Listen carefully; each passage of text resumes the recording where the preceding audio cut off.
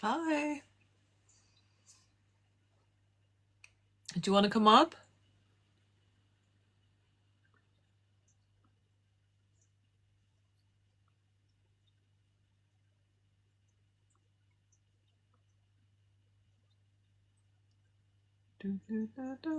This is what I do. The readings are not for the live. The readings are for something else. But this is what we do on the live. It's just this is my live, so it's not. I don't. People do whatever they want on lives, but this is what I do on my live. So members, Patreon members for here. They have personal ones and they can ask anything, and then we go through the tools. And non-members, they just type a topic and then they come up here and we do a reframe. And the reframes are to empower. So these are some of my specialties, these topics, but you're welcome to bring up other topics. But yeah, that's the thing from my life. It's all up here.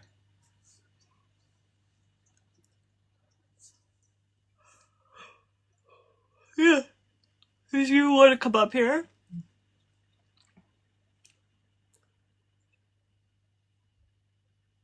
And also the rule is that you come up here, you just request to come up, and I can invite you if you want. I don't do it through the typing, so. Well, I'll invite you, and then you can say I sent you the invite.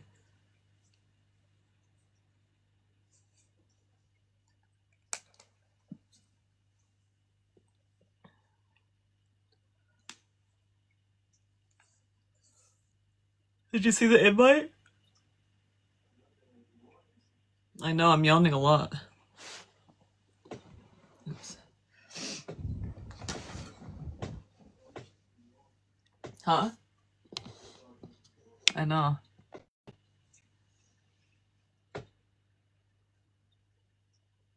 Are you still there, Dr. Disha?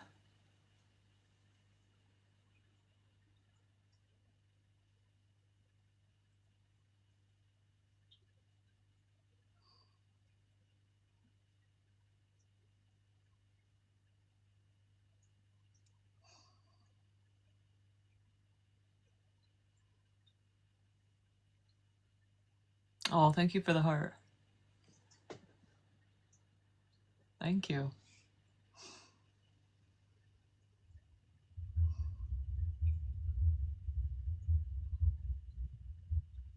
Oh, are you still there? Oh, you're there. Okay. Hi. Can you hear me? Yeah, I can hear you. Hello. Oh, hi. Okay, sorry. Yeah, no, this is my first time, so I've never done this before. Oh, that's okay. Welcome.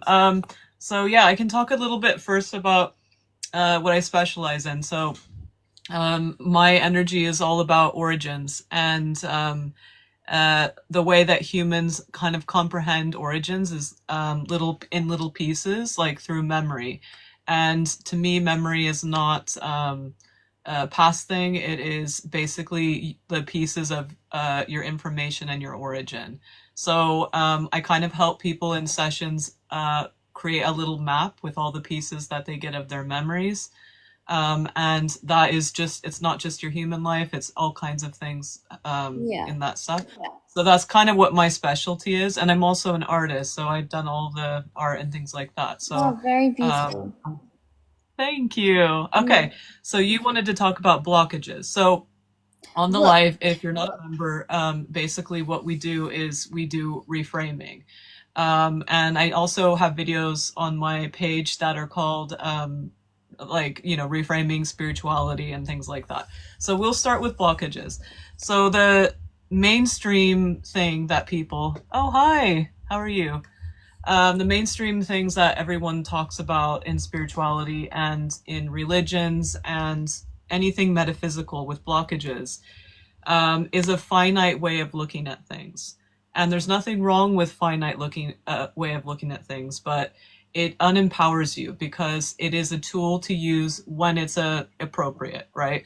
So if you are a researcher and a scientist or something like that, and you are researching something that has a certain topic, you are having a hypothesis and you have a reason why you want to do it, right? So you have hypothesis, you have a beginning, a middle, and an end, and you also look at how much and how often that thing that you have put a hypothesis works, right? Or how it works and measure it and all that stuff. So that kind of stuff is finite thinking. Baking a cake, cooking, finite thinking. Like linear. Yeah, so going to education and then applying that education in a job, finite thinking. Yeah. When we do that in spirituality and we put rules in it as well, it causes lots of complications and unempowers us. And that's what a lot of religions do. And if religions didn't have those things, they would be actually really helpful and magical, but they're not because of that. So that's basically, and when you do that, when you revisit a religion, if you were in a religion, you can revisit it with that back with that beauty that it does have, right? Yeah, no, I agree. Yeah. So when people talk about blockages, they are thinking of scarcity. They're thinking of a beginning, a middle, and an end. And when we're talking about energy, it's infinite, and there isn't a beginning and middle and end unless you're doing finite thinking, right? And so when you're doing infinite thinking, which is expansion and basically taking care of everything about you. So for example, when people do shadow work or they look at their energy and see those blockages or things like that, they are looking with a lens where they're saying that there's something wrong. And there isn't something wrong in this case. What is happening is you're noticing something that is not your natural state. And so your natural state is basically, flowing and having a look at different things. So if you're feeling bad about yourself and you're angry or sad or crying, people would think of that as a bad thing. But actually what it is it's an opportunity to get to know a version of you that either was traumatized or you don't know. So if you say that's a block, it's like, when we dehumanize humans, it's the same thing. We're basically losing that opportunity to look into that part of ourselves. Now, if you have a blockage as a doctor, right? Like when you go to a GP or something and you have a blockage in your blood vessels or something like that, that would be a finite thing that you need to approach, and you have a desired outcome to unblock it and to be healthy, right? And that's not the case with this. And so that's what people are applying that to. Right. Does that make sense? Yes. I feel like I'm really interested in the soul mapping. Okay. I don't know how to summarize this. I feel if I start talking, I'll be talking forever. But I have I don't know where to begin to make it succinct. Okay. I am very spiritually aware. I have been since I was a child. I think from the stuff that, the experiences, the paranormal kind of things that I experience, that I think I am possibly a starseed, because of the geometry and stuff that I see. And I've always seen it since I was young. So I feel like when I say blockages, I feel like because I've had a lot of trauma in my life, especially from childhood, and I keep repeating the same things. And even in all my, I don't know, awareness or things, and I can help others, but I can't seem to help myself, or Exactly. I'm just repeating the same patterns in different contexts, or attracting the same versions of parents or stuff in other people. And I want to kind of, I definitely feel out of alignment, because I feel like there's little things where I just feel like wait, you see the feeling of frustration. I feel like every cell in my body is feeling that, and I feel compressed. So I when I'm trying to do a task, like, or something that I know I don't want to do, I feel this like really heavy like claustrophobia, or it's like this very weird energy around me. And I've got told that I have a lot of entities around me that are not allowing me or wanting me to progress. And I don't know if that's because I am able to sense them or things. I have a lot of experiences that happen to me. I'm not sure if I'm attracting like low vibrational beings, whether they're benevolent or malevolent. I'm not entirely, well, I mean, I feel like my intuition will tell me, but like, see, I'm just going off on a tangent, but like, I just want to kind of... Do you want to talk about each of the topics? Because if it gets personal, it would be for being part of Patreon. But if you want, we can go through each of those topics and just talk about the topics and reframe them in a way that's empowering. Because you said lots of topics. You said star seeds. You said lower vibration energies. You said like a lot of stuff. So if you want, we can go through all of the topics, but unfortunately I can't get it to, like I said, the tools would be perfect for that. Unless you want to do that, then we can do that. Because that's what that's for. I do that as an opportunity so that, because my sessions are kind of like going into a new threshold, they're a big deal. So they are an investment. So that's why I made this available to more people, so that if they're not ready to make a full threshold investment in like getting into their soul mapping and like really going for it, then I provide this as well, which is still just, it's good as well, but it's more for everybody kind of. So you're like kind of bringing these topics that end up being about you, and then I go through the tools in detail of how to do it on the live and stuff like that. And I do it in the sessions as well, but it's a bit, like I said, it's more intensive. So if you are interested in that, that's for that. But we can do the reframing of topics. Absolutely. Yeah, let's do your method, of course. Yeah. So do you want to start with the first topic, which is starseeds? Yeah, sure. Or did you have another one of what you said that's more important? No, I'll let you. I mean, I'm very interested in the soul mapping too. Okay, so remember, every time I'm doing the reframing, I'm only reframing it to empower. And to me, empowering means that you will be able to not think that there's something being gate kept, or that you don't know what it is, or it's not yours, and that kind of thing, because that's the thinking that a lot of these topics that you brought up do to people. They make people feel like it's unattainable, or they have to do a lot of work, or there's something out to get them, and that's what these do. And so I reframe it so that you can understand it from a bigger perspective, and you'll be able to look at more things and explore, instead of be like, oh, like I need to go ask someone about this. Instead, you can be like, oh, I am sovereign, I can do this. Right? Okay, yeah, I like you that. Can be sure.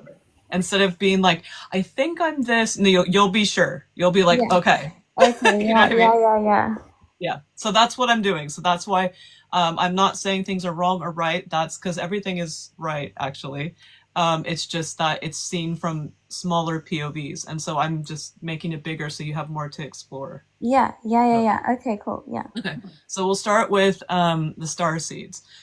So with star seeds, the thing with this is if you look at where it comes from, when people started talking about it, it comes from a perspective where people were looking into, it's like, I mean, obviously there's a lot of stuff that they pulled from, but let's just start with like the 90s kind of I'd say early 90s, late 80s kind of people were really into this. And what happened was they went to other like cultures, and they took even back like meditation and made it trendy and stuff like that, when meditation actually is so many different things in the cultures, and there's special ones for special things, but they only use one, like clearing your mind and stuff like that. So they did a lot of this stuff, and there's nothing wrong with it. But what happened was the people here in the West were like, oh, this is cute, this is cool, I love this, and this is helping.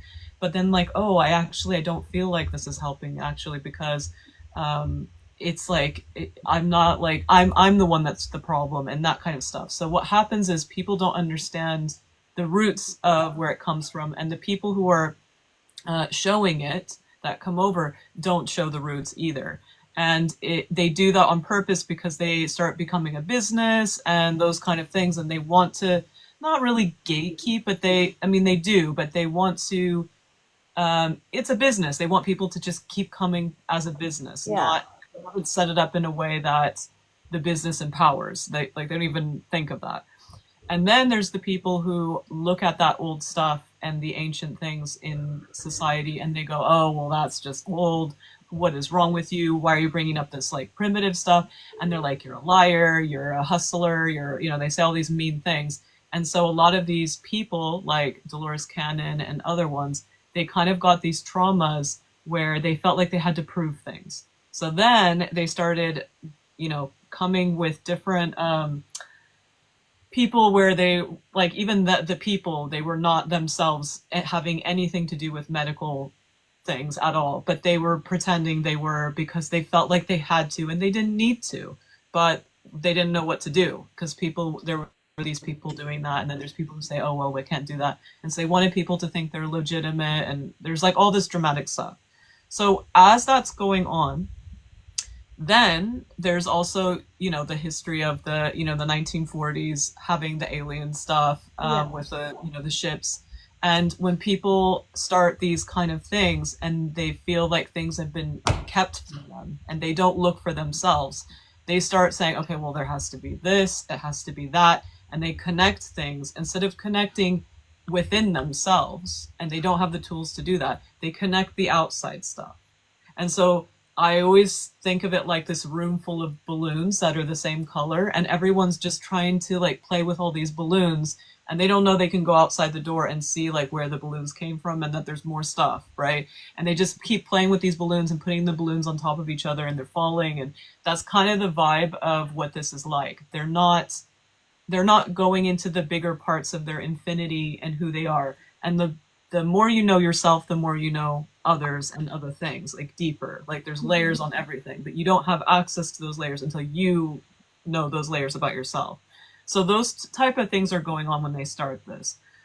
So when they started getting in contact with energies, they also started gatekeeping channeling. And channeling is something that all the things that anything people talk about in spirituality, we do them all the time. The thing is we don't know that we're doing it because there is no one way. So if someone is like I said, they're being like, someone's like, oh, I'm clairvoyant or whatever, they're going to explain their experience. And if they're like really into it and have been doing it for years, what they're going to actually do is start writing books. They're going to start sharing it. And then other people are going to be like, well, I can never do that. And then they're like, yeah, you can't. And so this is what happened. So there's this person with these ideas, the way that they've lived their life. They think that they're the only ones that can do this. They don't know that everyone can do it, but just in different ways. Yeah. And so what they do is they start writing books. And so people are like, okay, well, I'm going to try and do these things and I can't do it.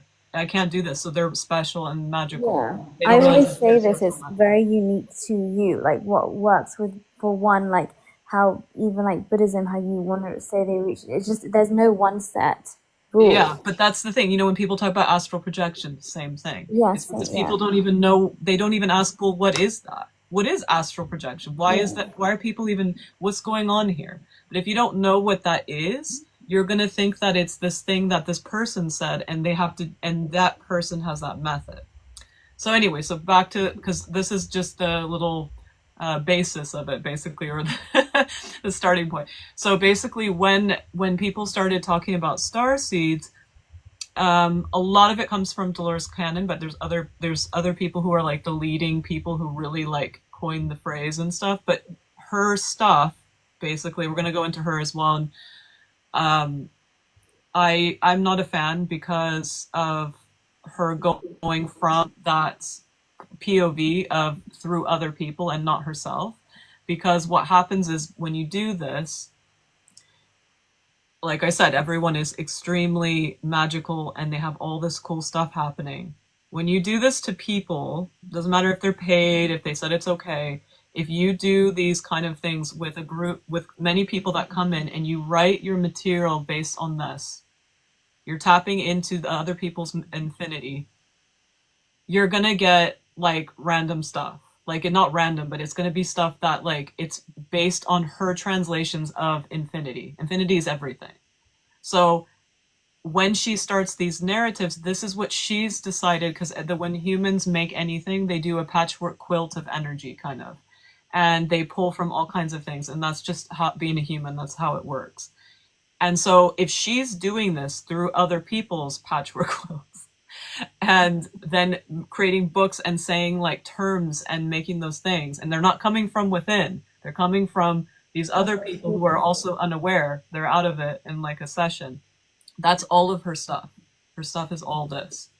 And so this is also how it starts, because then you think, okay, well, it has to be organized. It has to have these beings that are coming, and they have to be like from the planets that you see outside, and they have to have this and this and this. And so when they put all these little like locks on everything, they end up saying, okay, well, it only starseeds, only these waves that are coming are this, and this generation is this, and this, and this, and this. The other thing is astrology. The reason why we have astrology the way it is today with the personalities is from Carl Jung. That is not, like, before that, it didn't, there was, no one cared about, like, personality things. So this is a random philosopher guy, like, and scientist stuff that he liked to do. He's the one that did that, and no one knows that. They think that it's always been about that. And then he focused on the sun one, when we have like many, because there's like, and also it's your birthday, but everybody gets focused on the birthday. Like, it's not your birthday every day, right? Yeah. And so that's how it's interesting, because these things that we do could be really cool, but we've just decided to put it in a box because of this other person. So anyway, back to the starseed thing. Okay, so every single time these people come up with this, they're onto something, but they didn't follow through. They didn't find their own version of it, right? So basically what they did is they saw another parallel version of this person. And because it looks like a specific thing to them, they've decided to go, this is an alien from this. And they don't even say planets, by the way. They say solar systems sometimes. And it's just like they've decided that. And it was messages for those people. So those people that had these really cool experiences that were actually for them, they were parts of their little map to see what's going on. That means something important, because actually those things are measurements. Like all the things that we do, like with when we do astrology and we like measure it, that's a measurement. So the way they look, even that, if you think about it, that was our decision and our mythology and things like that. So if they're telling you that and it's for you, your energies are telling you that these really cool things that are for you. They're not based on the things that all humans talk about. It's for you, what you think about that. But if you don't think that way and you're busy saying, okay, well, humans say this out in this book, that must be this. Okay, I'm not. But that could have been something way more profound for you, but we missed that out because of that. So it is cute that we have things that we want to go, okay, well, I'm part of this group and things like that. But if we do this, we don't get to see the true thing. Like if someone told you this versus your energies within telling you this, you just are going by what these random things people have put together. You just think of it like art. Like they made these little art projects and they brought stuff together based on all kinds of different things. And you're like, I'm that art piece. It's like going to a museum and being like, I'm that painting. Yeah. No, your energy might be in there and there might be some clues there. But to say you're way more interesting than that, and you're more, and to find out why you thought that, and that person that told you thought that as well. There's more to it, right? Yeah. So there's a lot more to that kind of stuff. I can talk about that if you're interested, but that's the main thing, is to keep these things that come up, even if someone just tells you something, keep these things in mind. Of something, like you can start a journal of all the things people tell you or the things you are interested in, just like really quick jot it down and like unfold them. I call them like little zip files. You can unfold them and see like way more. Like just get away from the random human stuff. You can start with that because a lot of it's cute. Yeah. But unfold it, because you're more than that. We're streaming, because there obviously it's more than that, but just for our brains to get it, we're streaming tons of stuff infinitely. Your energies are broadcasting things infinitely. We're scooping it when we set our intentions and talk to it, and it's like it's a push pull. It's very gentle, and so when you have a thought all of a sudden, or you think something like that, like nasty or something cute, that is a version of you coming through, because you didn't say that. You didn't say, hey, I want to know about this, and then your brain says something. Like, you think your brain says something. It's not that. If something just comes, that is a version of you. Yeah. Okay, so that is that. And do you have any questions? Because that's kind of just so you can see that is just a little doorway for you to look into, and to not get caught up in what humans say about it. Yeah, not so much questions, but just like to add. Okay, sure. Yeah. But yeah, I mean, I feel like so a lot of experiences, I'm a very big overthinker. I need to trust more my like initial intuition or my initial feeling, and I have a habit of then putting my own layers of thoughts on it, and I question, and then I convoluted the situation, because now I'm like, oh, which one was it? And I forget. But yeah, that initial trust, I need to. So like when I was saying earlier, so I don't know when I learned about starseeds. It wasn't through Dolores Cannon. I just heard the term maybe 10 years ago. Found it from something else. Like pop culture. Because I was just trying to probably Google, what is it that I'm seeing, or what is it that this is? Because I didn't have anyone to talk to about it, because 10 years ago not many people knew about it. So I was just trying to make sense of like the visuals. So I'm not someone who's done it like, but like the only way I can describe it is like, so when I close my eyes, or my third eye, just all the time, it wasn't even in a meditative state. I'll just be doing like seeing this all the time. Kind of like the patterns that you see with what people would describe with like psychedelics and stuff like this. So I was just seeing this all the time. So I was just kind of trying to wonder why. I thought everyone saw it. And that's how I kind of discovered this whole starseed stuff, and then different things may have resonated. But yeah, I totally got, what's the word, like polluted by other people's vision of it. That's what happens. That natural thought's gone now, or it's not innocent anymore, or like that intuition's not there. Exactly. So, yeah, that's that. But yeah. Okay. So, and then there was another topic. Did you want to talk about I think soul mapping? What was that? Soul mapping. Trauma?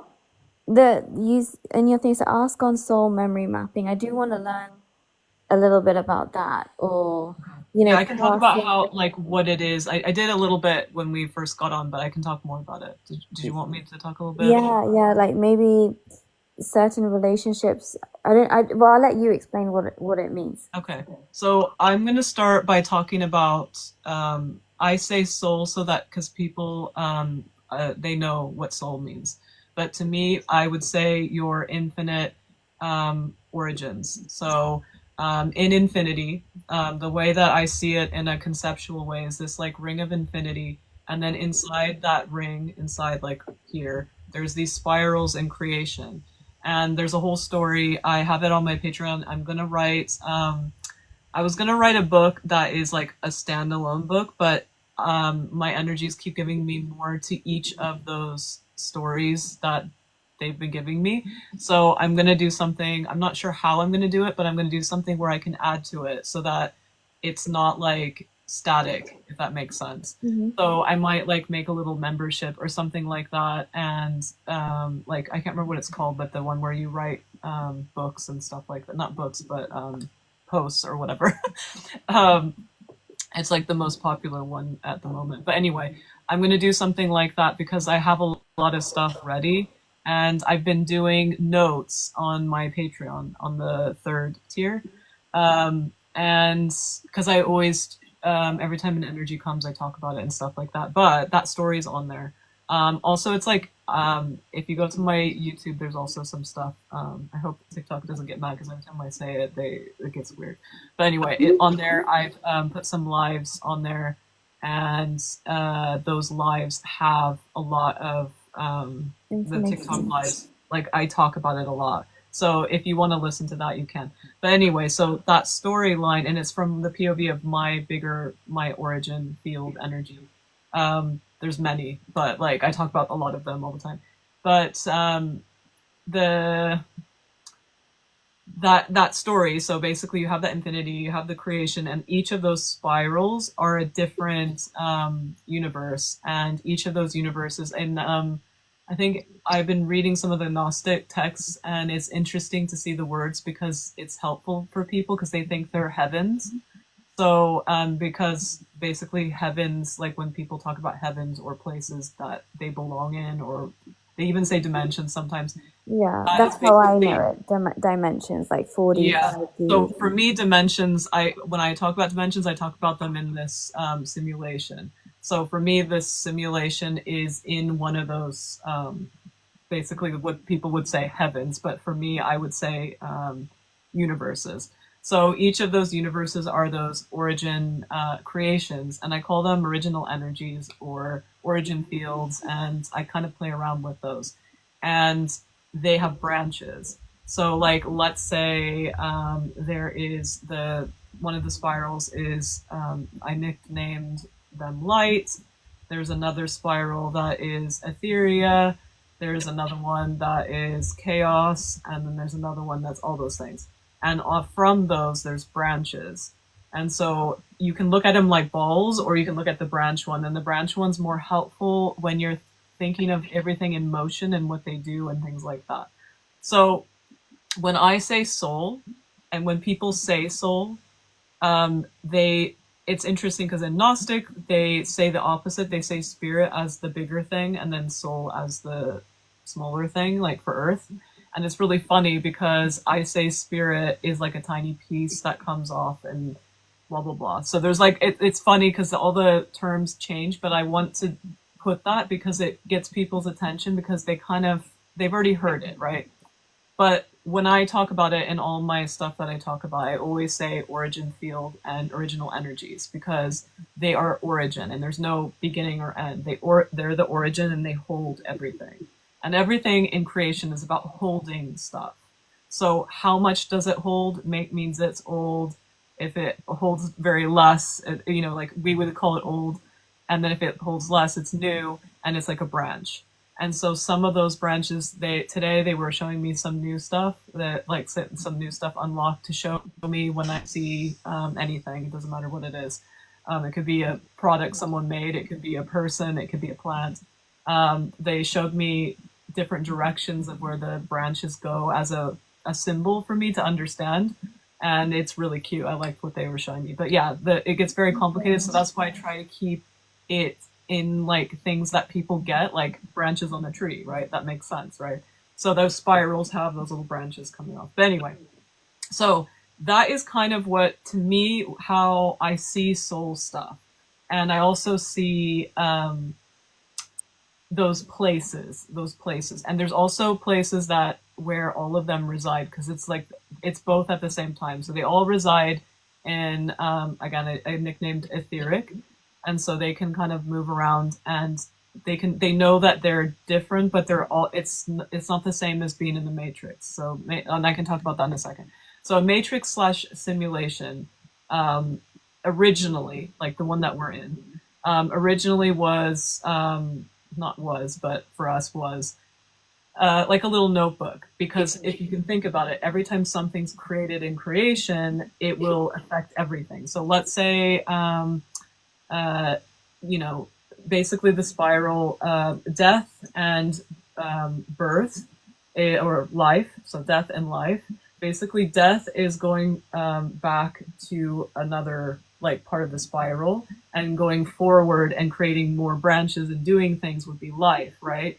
And so when you think of it that way, you start to see that all of those spirals have that thing going on in their own theme. So everything is like that. So anyway, so when that's happened, all those things are going on, right? So every single thing that gets created in each of those spirals are all going to have that death and creation thing, just because it got created that way, right? Just because one of the energies did that. And there's a story about that too. So in the Matrix, Sophia, which when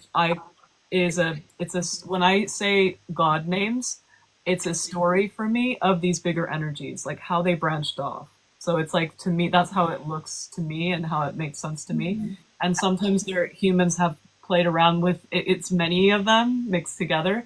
But Sophia's story, most of it, not all of it, but most of it is what light did. So there's other Sophias as well. There's many types.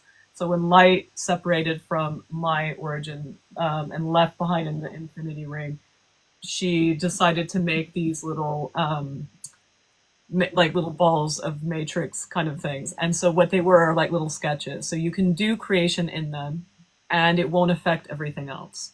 And so there's all the storylines of what went on and all these things. And it ended up becoming bigger because all these different, my energy, I hate saying I because it's weird because I'm a person, but my bigger energy found out a way to bring those bigger energies without hurting the field or the matrix or these things, and going into different things so that it makes it more a new universe without it coming from you. It can be another thing that has nothing to do with your like main line. And so that's what we started to do. We started to, not we, I keep doing that. My bigger energy and the other energies, they started doing that by going into those matrix things. So when we're in this, the way that we receive things is in pieces. Even the way that we come here is in pieces. And so there's already pieces of us as anchors in here, and then we go into those anchors. Either a piece of us goes into those anchors, or we actually do it when it's happening. And everyone's different, and you can change things as well. So it's not like a permanent thing. People are like, that's what you do when you get born, and it's not the case, because we can change things all the time. It's just that humans don't know, all of us don't know how to change. So we don't change. And so we're like, this is the same all the time, but it's not. You can literally change it. So just because my origin is the way it is, it doesn't mean someone else can't, and they're from a branch, they can't just do that. They can just become their own main one. They can do that too. But people don't know how to do that. So that's why I help people with this, so that they get the choice. They might even not want to do it. They're like, I'm happy with what's going on. But it's good to know, so that you're aware and you don't think things are out to get you, and that there's like these things like lower energies and higher. It's not like that. It's more complicated, and it's case by case of what's going on. It doesn't mean that thing's not happening. There's something happening, but it's case by case. How you perceive it. What was that? So like there's stuff happening, but it's how you perceive it. It is, and remember, our perception is not small. So even if we are aware, it doesn't matter. We still perceive things one at a time.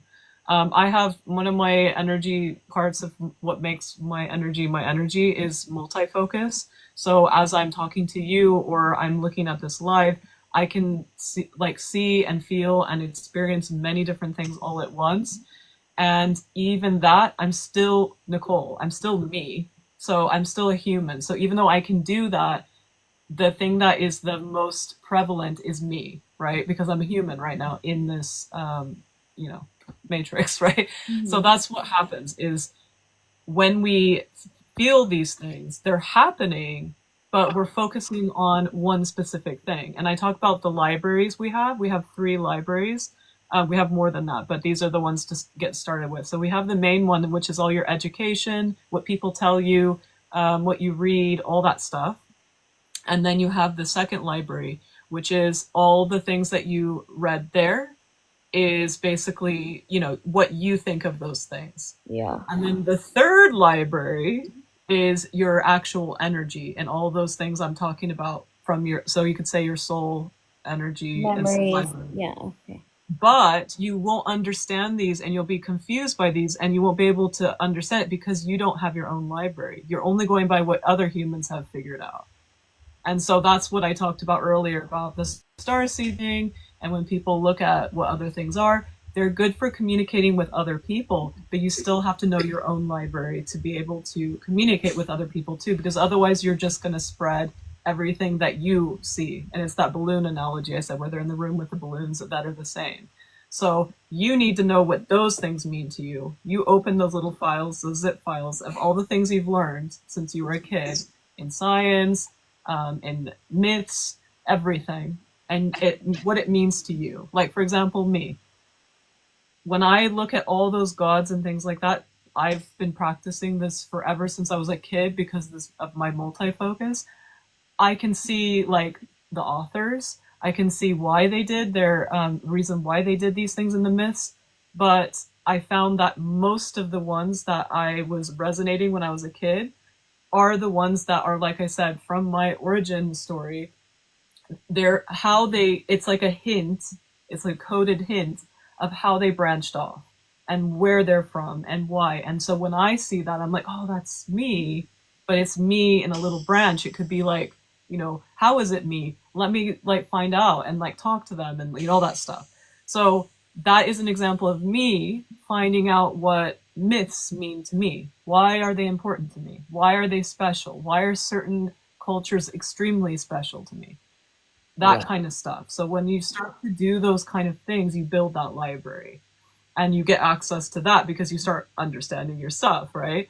And so it all starts like working together, and then you are able to have fun looking at those texts and talking to people as well and sharing what you've learned instead of just regurgitating like stuff that, everyone already knows or they can look up anytime on Google, right? So yeah, anyway, so I don't know why I went on that tangent, but yeah, so that is basically with the soul thing. So that's how all of that starts. It's understanding how you fit in to that creation story. How do you fit? Where is that energy style? So the style is that's another technique that I help with in sessions, but the style is what ties all those together because there's no timeline. Like we can make a little line with little branches, but there's no timeline. They don't go together. So there are all these little pieces everywhere. And then what ties them together, you'll start to see a common little kind of like line, like a map, like with little roads. And those lines and roads are basically your style. And you'll start to see that you and everyone in that group, it doesn't matter who it is, they have that style, and there's this style going on. Like mine, one of the things, there's many things, obviously, the more you keep looking, one of them, mine is unveiling and lifting up all the traumas and problems or things that you think you can't do so that you get to see yourself for the first time, you get to feel your origin. That's what my energy provides without me doing anything. All of those other energies that I've met that are versions of me, that are branches from me, that are from the origin, they're all that same thing in different ways. So that just shows you that style that's what connects us all together. But the stories are what are important for your life right now and how you can understand why that's important.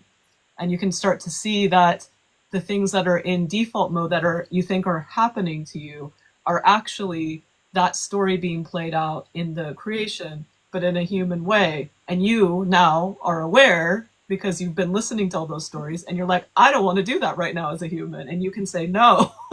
Yeah. And you can see even when people are doing that. Yeah, sorry, no, that's what I was thinking this whole time, wanting to ask you about, because I've felt this or, spoken about this before about, like, I like the way you phrase it, like that style, like for me it was like that recurring theme that it's like, I don't know, have a better word to say, like soul work or something, that energy or vibration your souls keeps on carrying throughout lifetime and lifetime. It's like that same type of cool thing. And I was kind of thinking, well, what if I don't want to do that anymore? Like I'm conscious and I'm thinking about it. How do we? And this is why I thought blockage. Am I working in resistance to what my purpose is? Like why am You never can. You never can. The only thing that can happen is that you're making yourself miserable. That's the only thing we can do. But you can never go off your path. It's not possible because you make your path. Humans make their path. And your soul, so you can your energies are doing all kinds of stuff and you're anchoring that so that they can come through. Because not all energies can come through just by themselves. It's very rare and limiting. The only ones that can is nature and animals for now. At the moment, there's some that can, but it's just not really. It's like, it's all about basically they can only come through if they're a part of you and you're okay with it and it has to do with your life. And there's like so much stuff, like you are the kind of the boss and we don't know that you're the boss. But they are coming through. You're a hub usually, not always, but a lot of the time, like people are hubs, and it's so that the energies can come through and do stuff with the coding of the matrix and work on it, and then also help the human and all the things. And there's all kinds of stuff that happens. And when you're put in a scenario, you think that you're in control in the sense of what they're doing, but you're not. You're just living your life and enjoying. And then they end up are like doing their thing. So there's like all kinds of different things going on, and it's unique per person, but that's kind of to give an idea of how it's like a beautiful like thing going on. And even the thing with it's funny because I know this is a bit, it could make someone feel a bit sad, but even possession doesn't even exist unless it's your energy. Doesn't mean you can't misunderstand something and decide to collaborate with something and it's not an idea, like a good idea. Just like if you decide to drink like 50 drinks one night, it's like the same thing. You can make those bad decisions. It doesn't mean that, and bad meaning like not a good idea for you, not bad as in evil and like whatever. It's just like you are allowed to make those decisions, and it doesn't mean that you're like something bad's happening. It's natural. It's that you are connecting, if that makes sense. It's not like possession, like someone, like it's not like a parasite. It's like it's literally you connecting with a part of yourself, meaning not the human you. Sometimes it is. Sometimes it's a trauma version of you, but it's more likely another version. And like I said, it's case by case, but that is a lot of the time what is happening. You're connecting with like a version of you. Like you can't, it's not allowed. Like they can't just randomly come like some random being. They can't do that. Yeah. Nature wouldn't let it. Can I ask your perspective on this then? Sure. I haven't had like I've tried to, yeah, I haven't had anyone to really speak to about this because no one understands it. Yeah, but obviously you do. Yeah. So it hasn't happened in about a month now, but something crazy did happen last night. I always get woken up between like 3:20, 3:40 a.m. anyway. Sometimes I have different things. Sometimes I have audio, like I hear, like literally really hear.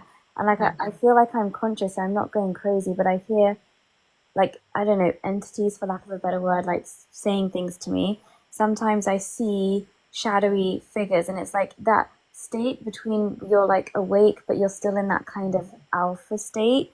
But then the more conscious I get, then it just kind of fades out. So I see that. Then like a month ago, nearly every day I was having sleep paralysis. But my eyes were open. Like I'm telling you, I'm open. I can see the room, but I just couldn't move.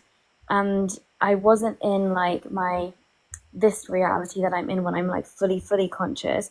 Yeah. I was hearing, there's like different beings. There's always one that mimics my partner.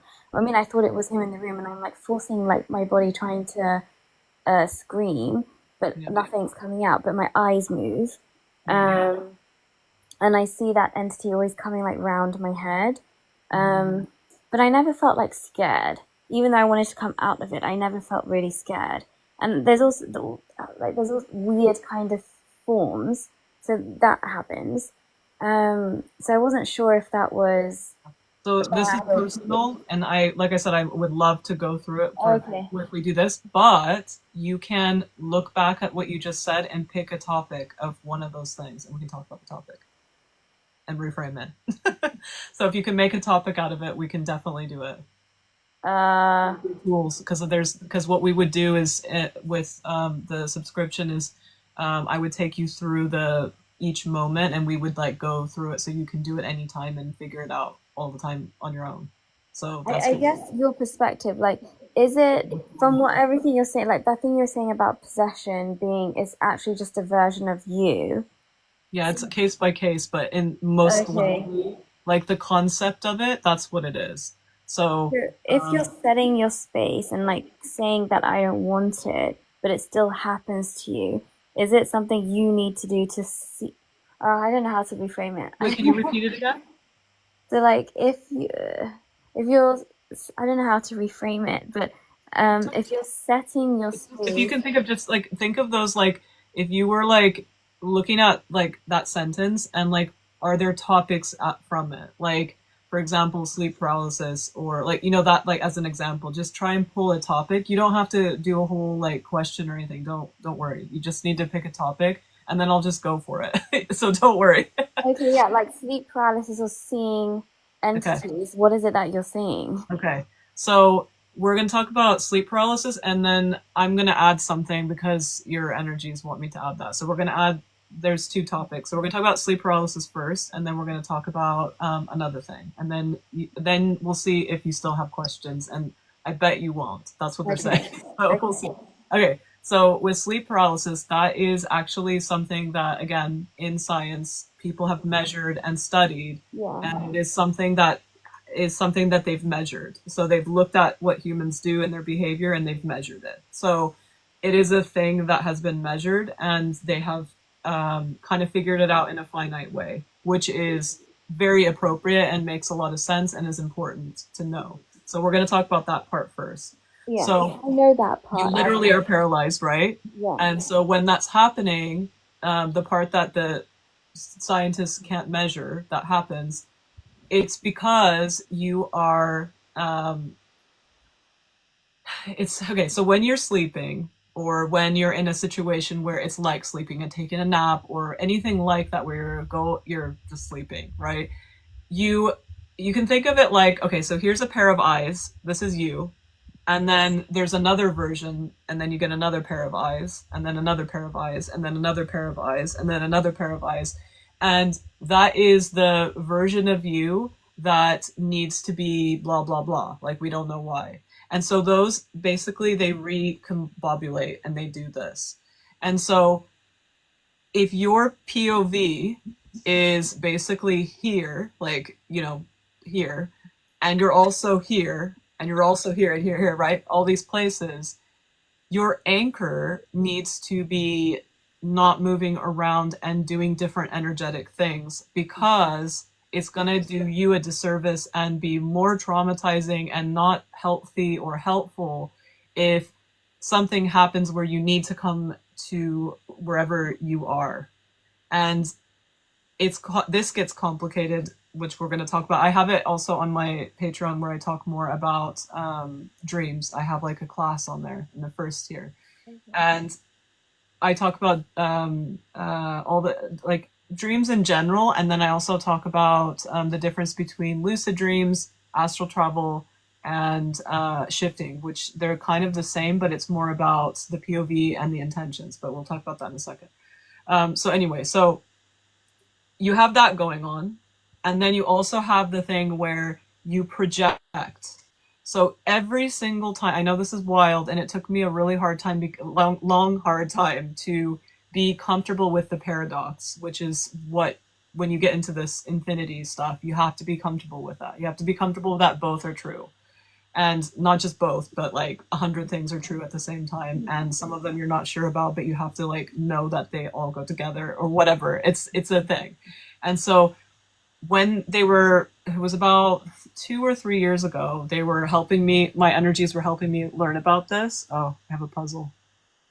Okay, the puzzle's done. Okay, so they were teaching me about this, showing me, and like, it was just like a thing. It was like, I was very resistant because I was like, oh my God, how am I going to like be able to live life? But anyway, I got it and it's fine. So basically look into it, because to feel and understand it is more helpful than what I'm saying. But basically, we project ourselves every single time we wake up. And it depends on what's going on, why you need to be projected, and what's happening. And so if it's a quick to wake up and it's for someone else to see you, and there's like, it is not as important for you and you didn't get refreshed, you will project like a tiny bit, and that's why you feel gross when you wake up, or things are happening or whatever. Or like I said, you could be like that, you're paralyzed. It could be all kinds of things, but it's more for someone else, or also just for you to be in that scenario. So it could be, and if you think about it, it's an old version of you in our perspective, but it's like one that not the fresh produced one, or not produced, the fresh projected one, it's like old or whatever and not you, but it's still like, you know, enough. And so what happens is you need that. You can see how out of hand this would be if you're not paralyzed, right?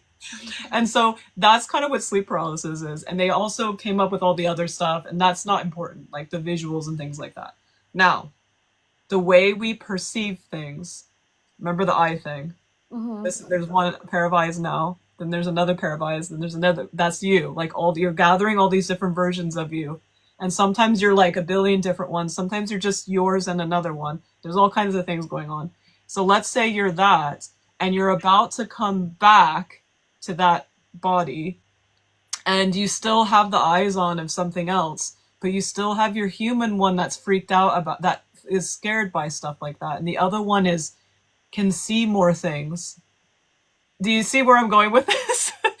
And you basically have filters when you sleep, or just now we have filters, but you have filters to make sense of things. So sometimes your dreams, you think that they're your family members or whatever, but it's just the energy of your family members.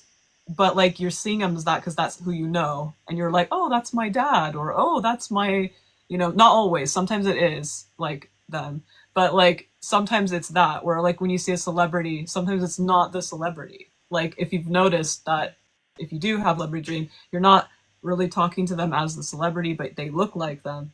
It's that kind of situation. So it's your understanding, your POV as a human, your memories and who you are as a human, what you've experienced, all that stuff mixed with another one.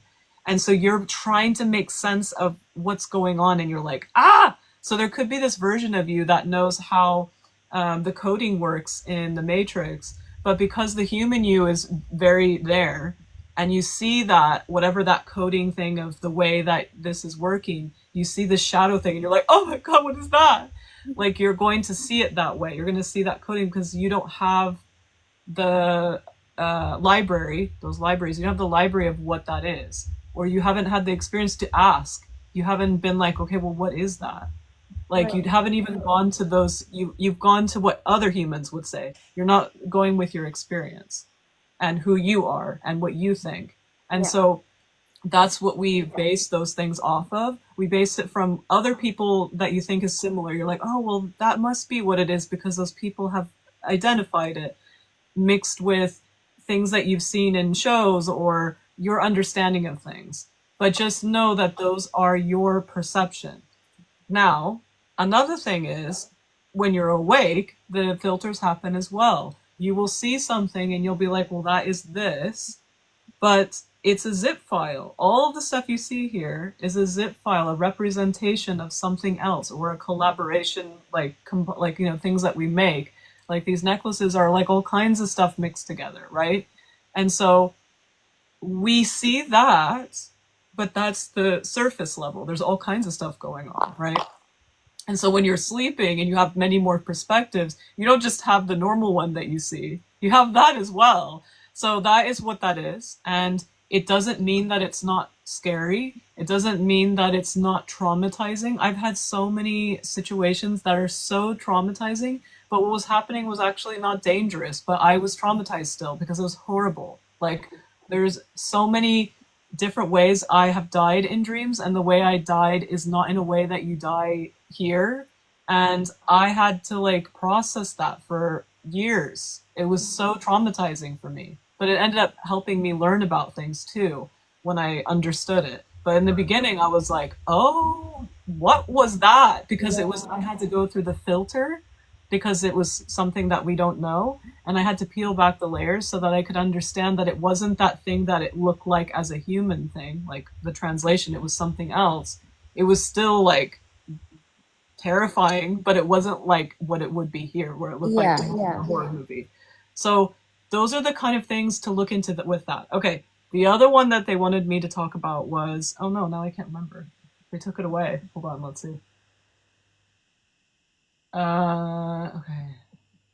So we were talking about maybe oh no, they completely took it away. Hopefully it comes back. But yeah, so what is it? Yeah, I don't know. They took it. I guess that I guess it makes sense. Does it make sense to you? That's probably what they took away. Yeah, like you said, I don't have the experience I don't have the translation to know what it is that's happening. Yeah, and it's absolutely okay to be afraid.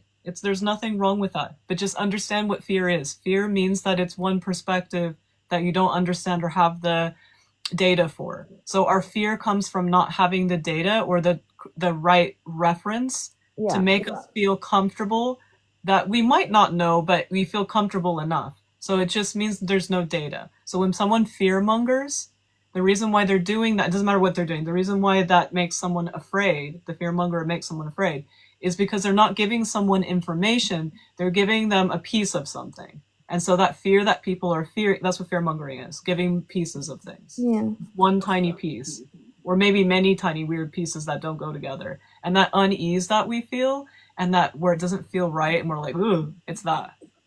Unless that person also has traumas, because that's another reason why people are like, oh, that person has bad vibes. It's a trauma that they're picking up on the person. So it's a combination of those probably too. Because someone fear mongering obviously has traumas. Like there's no way that they're all of us do anyway, but like they have big ones to be able to keep doing fear mongering, right? Yeah. So that's what we're picking up on. Yeah. I mean, thank you so much for sharing. It's very refreshing to hear someone not like fear mongering and saying like, these experiences, just your perspective on it is really nice, that you don't need to be afraid, and not afraid, but like the way you see it, like you're not trying to instill fear and, oh, you need to clear this or that. And like your perspective to say that it's totally valid and it's just a perspective. And when you understand it more, you don't need to be so scared. But obviously, because you don't, your human mind is, translating into what your human mind knows. So no, that's really nice to. And don't be mean to yourself, because that's what we do as well. We're like, okay, well, I'm afraid, so, oh my God, I have to get rid of this fear. No, just like, it's a part of you that is like seeking probably that information. And you have the right to be afraid. You have the right to be upset, angry, sad. All of those things are allowed. When people do that and they say, oh, well, you have an attachment because blah, blah, blah. No. Yeah. I know. We're sticky beings. We make connections and attachments, and it's natural. And parts of our energy unconnected, and that's why we have cord cutting ceremonies, because cord cutting ceremonies are just basically us doing energy work, and energy work is just being aware of the processes that are happening already. It's not about something that if you didn't do it, something bad would happen. That's all this is. If people do shadow work, if you do energy work, if you do a spell, if you do any of those things, it's just us actually not everyone understands when they're doing it, but if you do, you're understanding what's already happening naturally. So that's the most important takeaway that I want everyone to know, is that you're doing all these things anyway, and your other energies that you're not aware of are doing that for you anyway. It's just that you can get more involved and more aware if you want to. And it does make your life more magical and I'd say more efficient, because it's not about rushing. It's more efficient. It makes more sense. It fits you better as a person, because you're the one making your life. And so why wouldn't you be the one that starts, editing it and having fun with it? But it doesn't mean you have to. Like there's no, people say you have to do this, you have to, protection. It's actually boundaries. It's boundaries in all different ways. It's knowing what you want. What's your bouncer list? What do you like? What you do not like? And then when you enforce boundaries, it's basically, a whole different topic on its own, but they try to lump it in together. They're different. You have to like make this manifesto of all the things you like and don't like. And you have to understand those and truly feel those. And that is your protection, because that is the only way you're going to hurt yourself, is giving your energy and time, and you're not really even giving it, you're just wasting it. And it's still okay. Nothing bad's going to happen to you. You're going to notice that you're tired, and you will see that things are draining you. But then from a smaller perspective, someone's like, they're energy vampires, they're trying to get you. And I'm like, no, these people are probably trauma people that are doing all this crazy stuff. But because we don't have our boundaries, we're like, yeah, no problem. I'll stretch myself thin until I die. Like, that's me. That's what I had to learn. And it's not that, yes, the people might have traumas and they're having bad behavior, But if we had boundaries to begin with and we knew how to enforce it in a way that's comfortable for us, which is, like I said, another journey, then we wouldn't even worry about these things. But that's the most important thing. Do not be afraid, and don't think that there's these, remember, they kept repeating this, so that's why I'm going to say it. This is not about the thing that they were going to say. This is the one that they've been repeating the whole time, is the, they're not even letting me say it, the low vibrational energy. So low and high is funny if you think about it. The only thing that's low and high would be your head and your feet, right? Mm-hmm. And if you think of infinity, there's no low and high. It's a measurement, it's finite, right? And even on the earth, there's no low and high. So even underworld, I'm very familiar. I know a lot about the underworld. There's a lot of cool things going on with underworld. It is about redistribution. That's the main, there's all kinds of stuff, but that's the main thing about the underworld.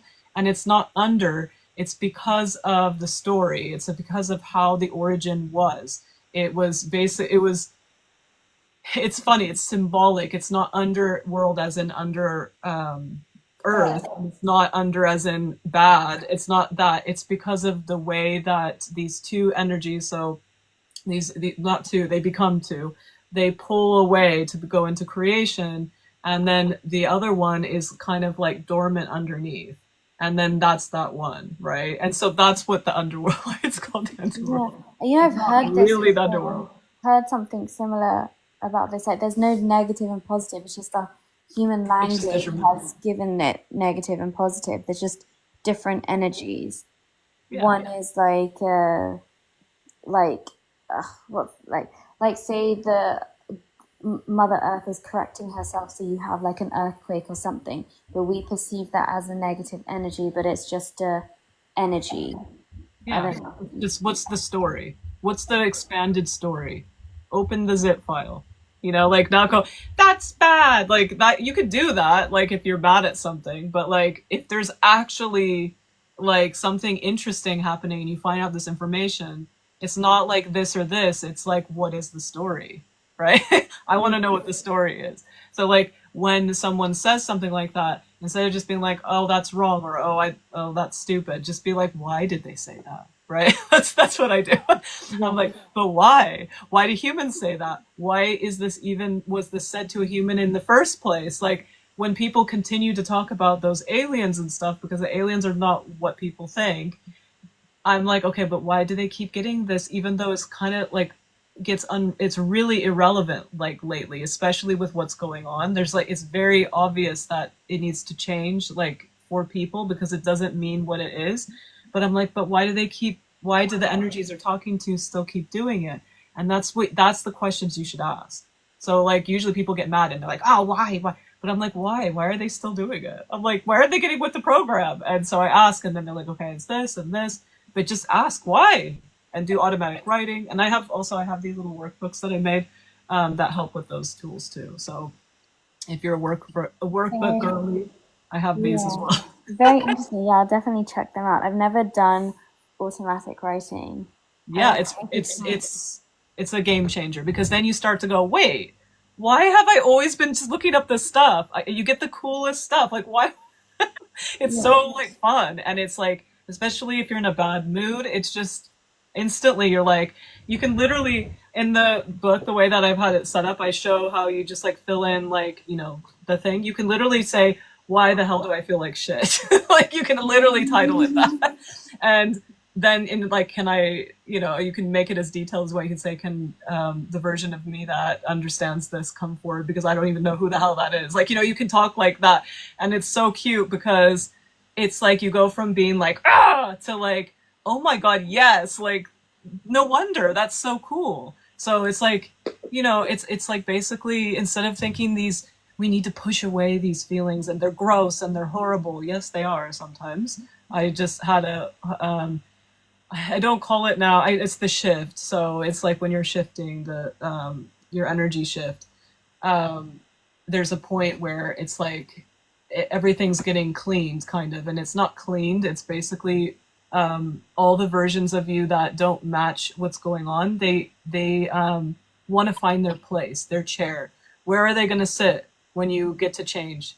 They're not going to come with you when you turn the page on the book. They're like, you know what I mean? Like, they're not going to let you. They're like, no.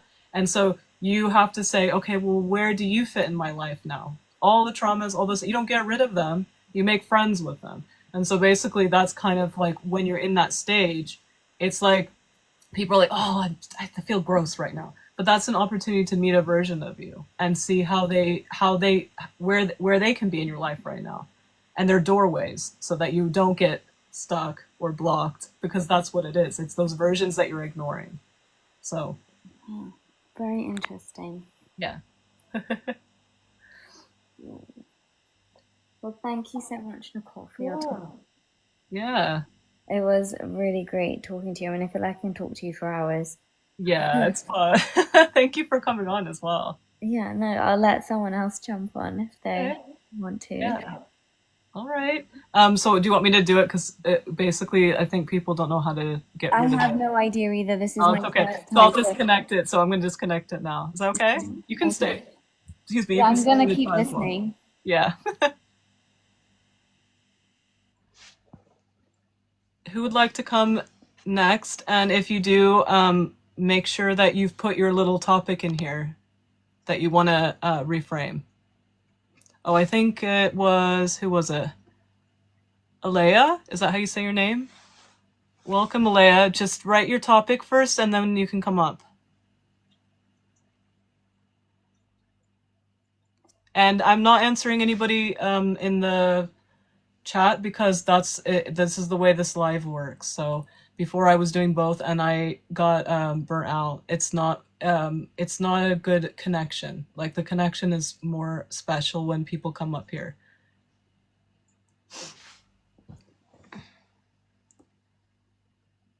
Okay, come on up. Let me.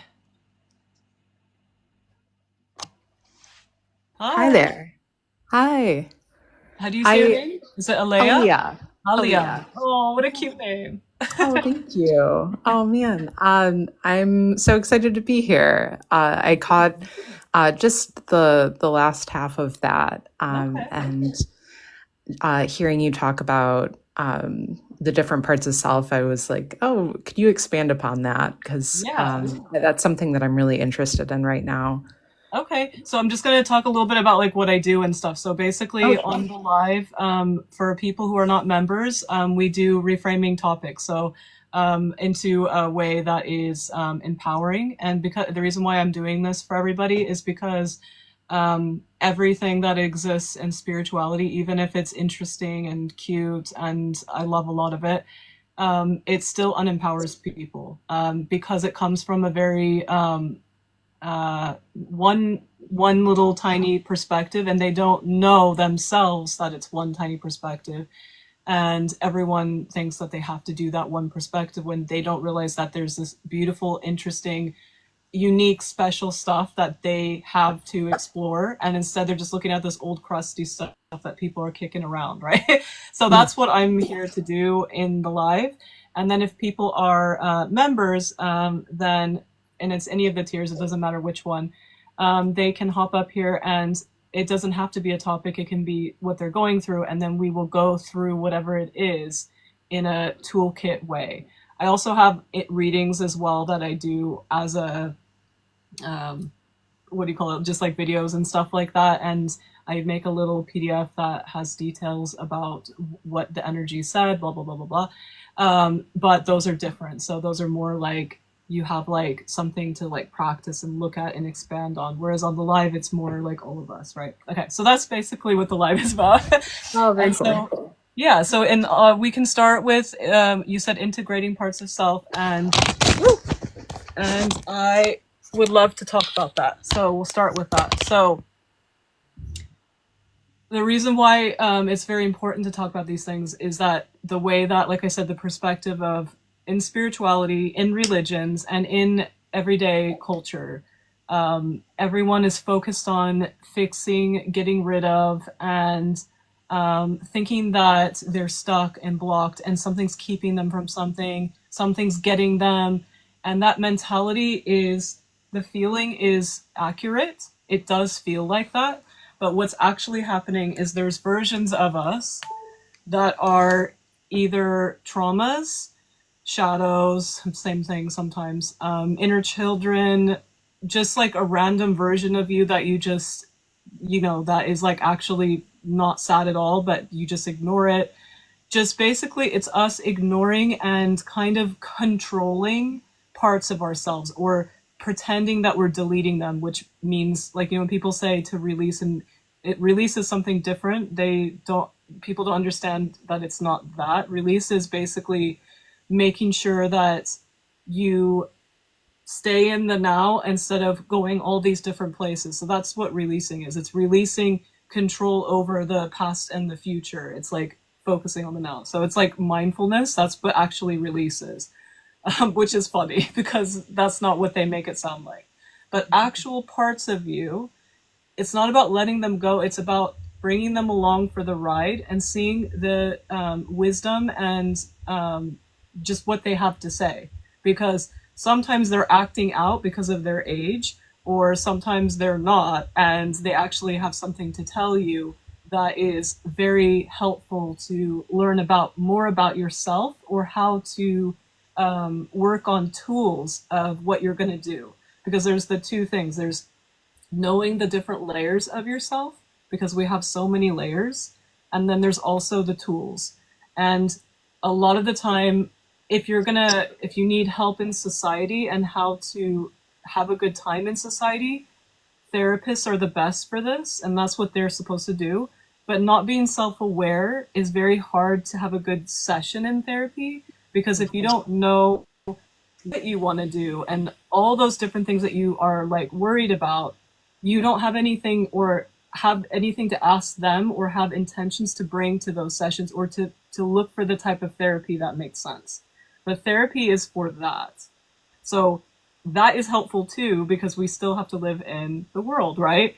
So that is kind of what those things, that's what's the difference between like you doing this work yourself or getting someone like me to help you. That's the difference between that and therapy. So they work hand in hand. So those tools sometimes are from therapy. Sometimes they're from looking up things that are like diagnosis and things like that. And sometimes when you get to know those versions of you, they might guide you to get those tools, or to have experiences that help you gain those tools. And when I say tools, I mean, let's say you're talking to someone and they trigger you, and they don't trigger you in a superficial way. They trigger you in a deep way that is like they are doing something that is against everything that you are. You are going to have a telltale explosion with that person. And everyone has their own version of this. It's basically the style of your energy and someone in a human doing the opposite of that. And when we do this, we go blind.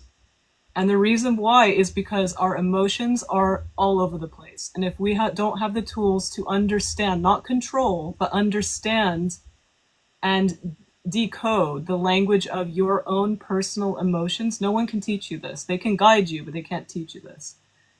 When you don't know those things, you're gonna just be like, I'm having a, and you get blind and you start just doing that thing over and over again and hurting others, or making something weird, like, and not like a good situation. You're like, why did I do that again? Or whatever, right?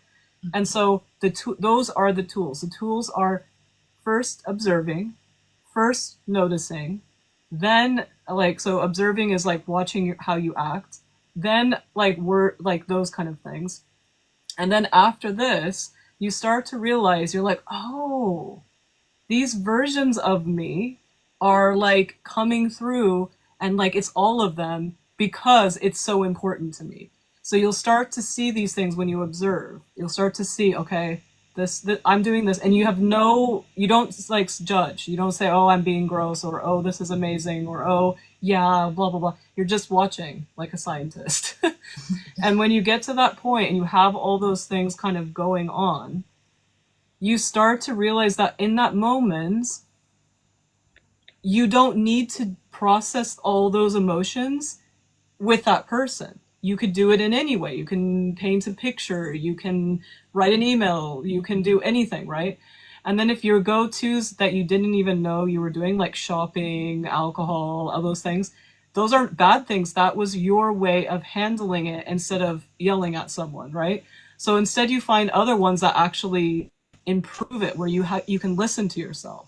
So you find ones that you're like, okay, I'm going to try this time something where I'm just writing it down. I'm writing out all the thoughts. Anything that you try, those kind of things, those are tools.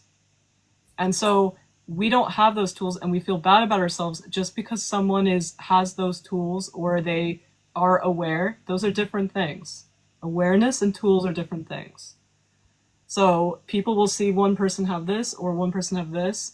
A lot of spirituality where people are gatekeeping, they just only they have an awareness, but they don't have the tools or the library. Like the library I was talking about. I don't know if you were on when I talked about library. Do you want me to talk about it? Yeah. Oh, you want me to talk? Oh, actually, yeah, if you would like to share more about that.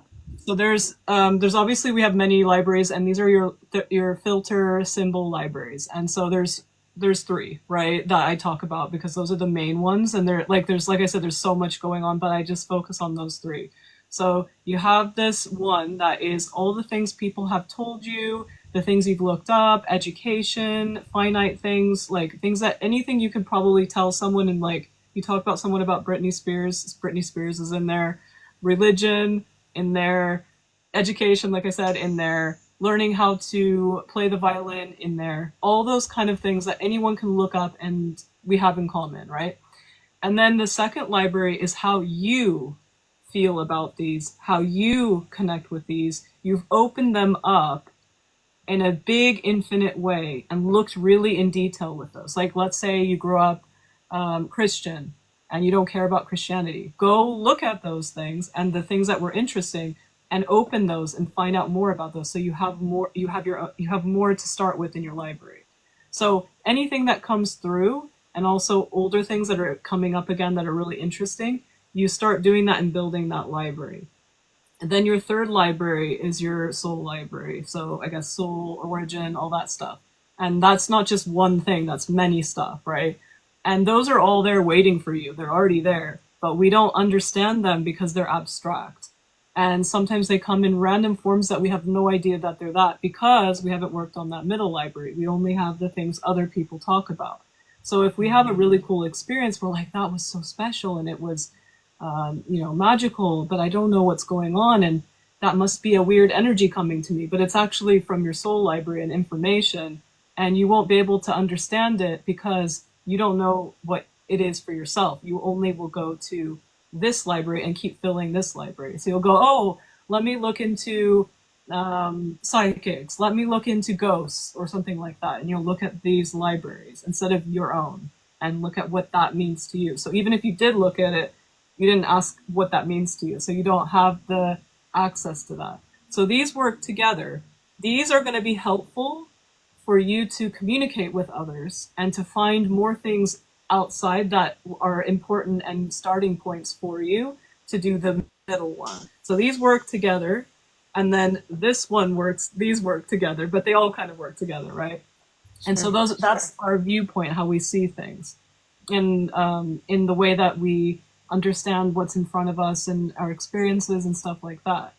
But then the other stuff is rebuilding your structure. So that's like what people would call shadow work. It's called, restructuring. I am going to do new workbooks about these two. I do two parts. One part is like introduction, and then the other one's going to be about restructuring, because people only talk about shadow work because they don't even know what shadow work really is. They kind of do. They have some idea, but it's not as thorough as it should be. Like it's actually like a game changer. And it's not even shadows. They're just versions of you you're ignoring, basically. But anyway. my therapist talks a lot about the golden shadow. Yeah, that was something that I thought was interesting. Do you have any suggestions on accessing those libraries? This is all I do. So if you need help, but you literally can do it by exploring. Like just like I say, when you open a zip file on a computer and all the folders come out, that's what you need to be doing. Anything that's interesting, anything, just open it up and see what you think about it.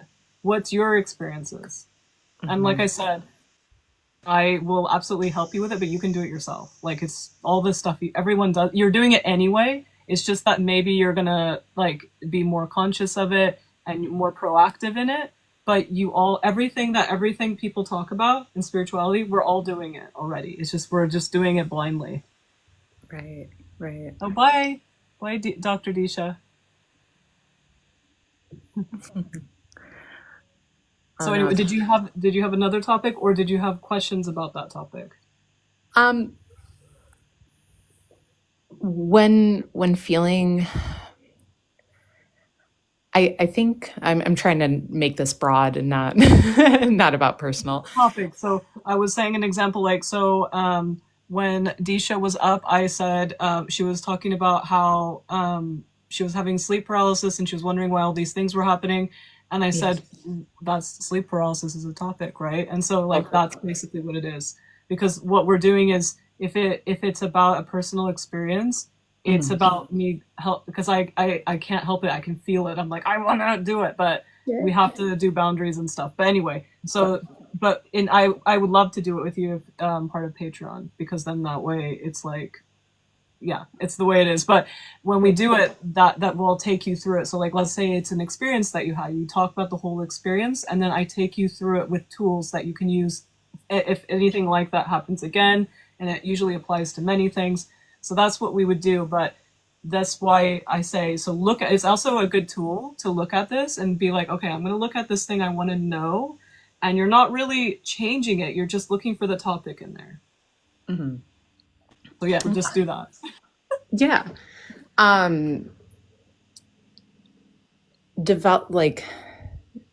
Developing that skill of, I mean, you talked about mindfulness. We can talk about mindfulness. Do you want to talk about that? Sure. Yeah, that would be great. Okay, let's start with that. Okay, so to me, mindfulness and grounding are the same thing. And the reason why is because it is about paying attention with what's around you. And it also is gratitude as well. So what you do is you look around and you take inventory. You can start in a funny, superficial way and just be like, I'm in a house that has no rain falling on me. I can breathe air without any restriction. There's no pollutants in my air. And you can just keep doing all the things around you, and you take this like, inventory thing. And it is something that if you can, don't be mean to yourself and be like, oh my God, I can't do that. I keep forgetting. Just whenever it happens, just do a little at a time. Start tiny little things. Like one of my things when I get overstimulated, I look at my hands. I look at like my nail polish, or if I'm wearing rings. I look at my hair, like that kind of stuff. So you take an inventory check and it brings you in the moment. Another thing is, another tool of this is basically when you're looking at when something's really overwhelming and out of hand, and you just look and kind of dissect it in a way where you're like, where am I right now? Am I in the future? Is this a future thing? Am I feeling anxiety because it's the future? Or am I looking at it as something in the past and I'm feeling depressed because I need to process? Once you can identify these things and kind of just look at this stuff and without worrying about it or doing anything, and you start getting really familiar with these things, that's when you can start exploring and do it using the tools. So these are like the preliminary tools. They're not like the actual tools where you do stuff. It's the observation preliminary tools. You're getting to know who you are, what's here, like what's on offer. So each time you get triggered, instead of it being like, oh my God, I had a horrible day, you're not going to do that. You're going to be like, okay, so I got triggered. Where was it in my body? What was I feeling? Like, if you start doing that and you make it a normal thing, like you could just pick anything. You can do the grounding one.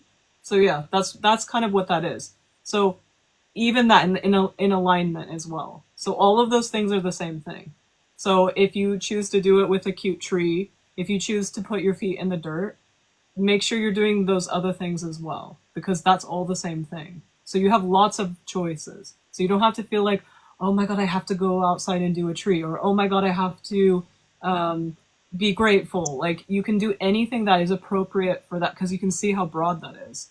And all of those are going to get you to the same situation, which is observing yourself, learning about what you do without anyone doing anything. You're just being you, right? And not being mean also. Like, a lot of us, I'm sure if you come to this live, you're like me, you're one of us, the recovering people pleasers who are mean to themselves. That's part of that process. It's being nice to yourself and saying, okay, you know what? I don't need to yell at someone, but the fact that I need to yell, that's okay that I needed to yell, but I don't need to do it, right? And even if I did, you still, like, it's because you don't know why you're doing that yet. And once you start to know why you're doing it, that's when you can start to take action. But at that moment, if you don't know why, how can you be mean to yourself? Because you don't know why. Like, you don't even know why you're doing that. You don't even, it's none of your business at that moment. You haven't even studied yourself yet. So, like, how could you be mean to yourself if you don't even know why you're doing that? Which version of you? And then, like I said, once you're at the stage where you've observed yourself and it starts to get boring, where you're like really have been like grounded in that moment and you know what you do when this happens, you know, all that stuff, then you go to the next stage. And that's, I'm going to do some workbooks about that, which is it's like the first stage of like shadow work stuff, which is that when you start to get to know who those are. Because I give this analogy of like a little book, and you have all the pages, and you want to go to like 5 pages over here, which is fine and natural, but those parts of you can't go. And so you're like, I'm stuck. And it's because you don't know that you have those versions of you that aren't ready to go with you over here. And so, by the way, you said about integration, that is also integration. It's bringing those other versions of you along and listening to them, knowing who they are, meeting them, all of that stuff. And you have lots of choices, so you don't have to pressure yourself. You can do any of them a little tiny bit. You can be like, the one that I say to prioritize out of everything is when you're freaking out, where is it in your body? It's the biggest gift you can give to yourself. I know it sounds stupid, but it's the best. It's like, that's where everything starts anyway. So if you go, okay, right now this hurts in my heart and in my stomach. Don't need to know why, that's where it is. I see you, right? And that's how you start. That's you introducing. But that's the first steps of doing. But before, it's just observing. You don't have to do anything. You can just like look and be like, ow. You know? Mm-hmm. So yeah, so that's those. Yeah. Oh, that's great. Yeah, I feeling like fragment. I heard you earlier talk about like different pieces kind of being in different places. Can you speak on like how to retrieve and so let's see, I think I'm going to talk about how it works, mm-hmm. as in like what that is and things like that, but the actual doing it would be a tool. So we would do that as like a personal tool thing, but I'm going to tell you how it works, and that is sometimes enough and you'll be able to do it anyway. Because like I said, these are like my suggestions, and in a set, like, so on here, it's like a suggestion of what to do. But if it's like a reading, a toolkit reading or a session, I make sure it's like what your energies are like, you know, it's more tailored to you. But anyway, I'm going to tell you about that, and you'll see how you feel about it, and then you can let me know. But I'll just tell you that part. So basically, when it comes to pieces, I think you were talking about, you're probably meaning the past and the future pieces, right? Sure, yeah. Was there something else I said? Yeah, like yeah, parts of self and okay. Yeah. So this is for our brains to understand. When I say this, it's conceptual, but it's not actually accurate. So when people say that there's pieces of you gone in other places, these are conceptual things that people took literally and seriously, and that's why they say that there's attachments and weird stuff going on. It is for us to understand. The closest that is still not even accurate is streaming. So we're streaming, and like when we connect, we're streaming again, like this, like back and forth. It's more of a streaming thing. It's very infinite. It's not like a piece coming off. But I say that conceptually because it helps our brain understand it, because we're like, oh, something needs to go somewhere. But when I say that you have a piece in the past or you have a piece in the future, it means that you are focusing, because our focus is one, right? Like we're one person. So I have one of my abilities of my energy that I found out my superpower is multi-focus. But just because I multi-focus and I can, when I'm looking at a person, the way I read energy, because everyone reads energy, is multi-focus, it doesn't mean that me, who I am, is not one. So I am Nicole. I know I'm aware of other versions of me, but I'm just this Nicole. I know that. And the way I talk to people, I'm that. I don't introduce myself as this original energy. And you know what I mean? Like I say I'm me because I know it feels me. It's me. It's me. It's what I've built since I was born, right? That's me.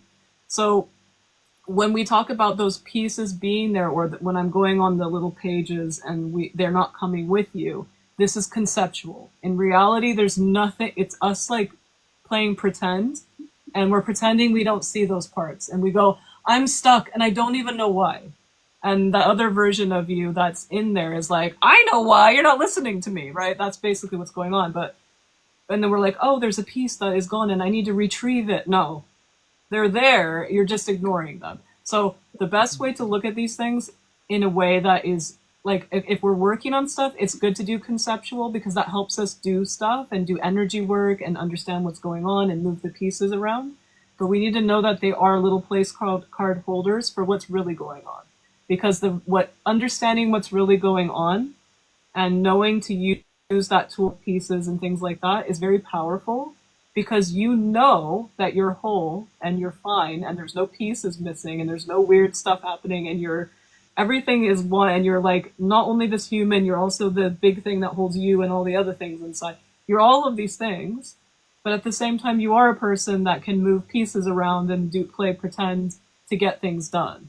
So just because we see it, like if you're doing witchcraft and you see little plants and you're putting the plants together and doing a spell, it doesn't mean that what gets done has to do with that at all. That's just the way that you needed to do that. That's the way you connected with nature to do that thing. You could have done it just sitting there, but because that is how you connect, blah, blah, blah, right? So the same thing with this. So when you're looking at these pieces, that is for you to do energy work and to take action. So those analogies are for taking action and for your brain to go, okay, a piece here and a piece there. But in reality, you're all of those things and you're ignoring them. They're your best friends that know all these cool things, that are everything that you think is keeping you from all the things you want. They're actually just these friends that are ready to give you all this advice and cool things. That's how you can look at it in a conceptual, but closer to what it really is. That's what we're doing. So us thinking we need to control things, that we need to repress things, that is all of the stuff that is basically the doorway to what we want. Like, why, like, if you think about it, why do we want something and all this creepy stuff happens that we feel all this stuff right away? It's because those are the versions of you that you've been ignoring, that it's time to get in touch with, because that's going to set you all free to go to that thing you want. They're there to help you. Mm-hmm. That's great. So that's what that is. And that's why it's very unempowering the way people look at it. Not that it's bad, because it's good. It's good that people even started this. It's good, because we need to start somewhere. But the way that people talk about it currently is very unempowering, because we think we have these shadow parts of ourselves. And even darkness, like when we say something's dark and I need to learn about my darkness. No, you need to learn about yourself. Darkness is potential. It's not evil, and evil doesn't even exist. That is a way that we have described something that is horrific, and it's an adjective. It's not an actual energy. So even darkness is misunderstood, and the way we speak about darkness is misunderstood. Light is action and structure, and darkness is potential and infinity. Ooh. So like even that. So those are the kind of things, and it's not that it's a bad thing that we talk that way, because that's how we communicate with each other. but the way we feel about it and the way that we think about things, that's what's important. So, and even if you're talking to someone, like you can say, oh, I know we say it this way, but I just realized that basically I looked into what darkness is. I closed my eyes and I realized that when I close my eyes, I can concentrate on my stuff better, my potential. And I realized this, like that's an example of you experiencing those terms for yourself. So that's why I was talking about that second library. That's an example. That's how I found out about it. I went deep though. I know even more about it now because I did that. And I can't wait. There's even more for me to know. Like you can just keep going. And that's what I do when I do the sessions. I do those little maps because with people, it's a conceptual map where because people get little pieces because it's like a patchwork quilt when we grab things from all kinds of stuff, but we just don't know it. And we put it together and make it make sense for ourselves. And that's kind of our expression, art, all that stuff. And when we do that, we start to find out our energy that connects it, our energy style, because that's what connects all those together. And it's interesting because at the same time you're learning, not like, oh, let me find out this being I am. You're finding out what parts you as a human, your whole life have been streaming and what makes you you as a human, but also what is that origin, the style. So as you're doing that, you're learning both at the same time. And yeah, that's why I do it, because it's beneficial to like just mundane things. It makes everything really like, you're very aware, but not aware in a crisis way. Where you're like, I'm aware of all this stuff and I don't know what to do with it. Instead, you're like, I'm aware and I now am feeling those holes that I had become actually not holes. They're just like full. You're like, oh wait, I'm like all these things. So that's kind of what happens. You start to see what you have. It's like being blind and all of a sudden you get vision and you know what your body looks like. That's kind of what happens. Oh, that's amazing. Well, thank you for your time. This was so helpful. And really I'm so grateful for you coming up here and bringing your topics. Oh, thank you. Thank you. Thank you. And come back anytime. Oh, I will definitely be following. Have a good evening wherever you are. Oh, you too. Detroit. Oh, you're in Detroit? I'm in London. Ah, very cool. Yeah. Did you need help exiting? Oh, I don't know how. Oh, okay, I'll do it for you. Bye. Oh, thank you. Bye. Okay, does one more person want to come up? I'm going to go after the one more person.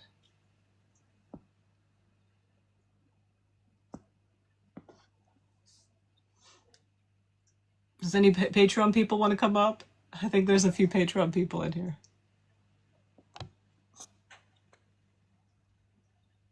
Hello, Haddad. You just have to put in your topic, and then you can come up. Because we'll have one more. And the topic is for reframing. So if you're a non-member of Patreon, then it's the reframing thingy. And we're going to do one more, and then I'm going to go.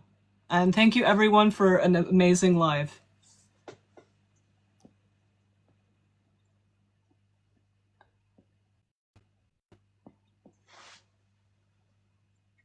Yeah, so everyone that has come in that wants to come up, you just basically put your topic to be reframed in an empowering way. And in these kind of, this vibe of topics, but obviously you can bring up spirituality because there's a lot of reframing to do because there's a lot of unempowering happening in it. But yeah, basically everything having to do with infinity, philosophy, origins, the matrix, all that stuff. And that's okay if you guys are not into it. I will enjoy the rest of my Sunday evening. Is it Sunday? Yeah, it's Sunday. I'll give you a few minutes and then I'll head off.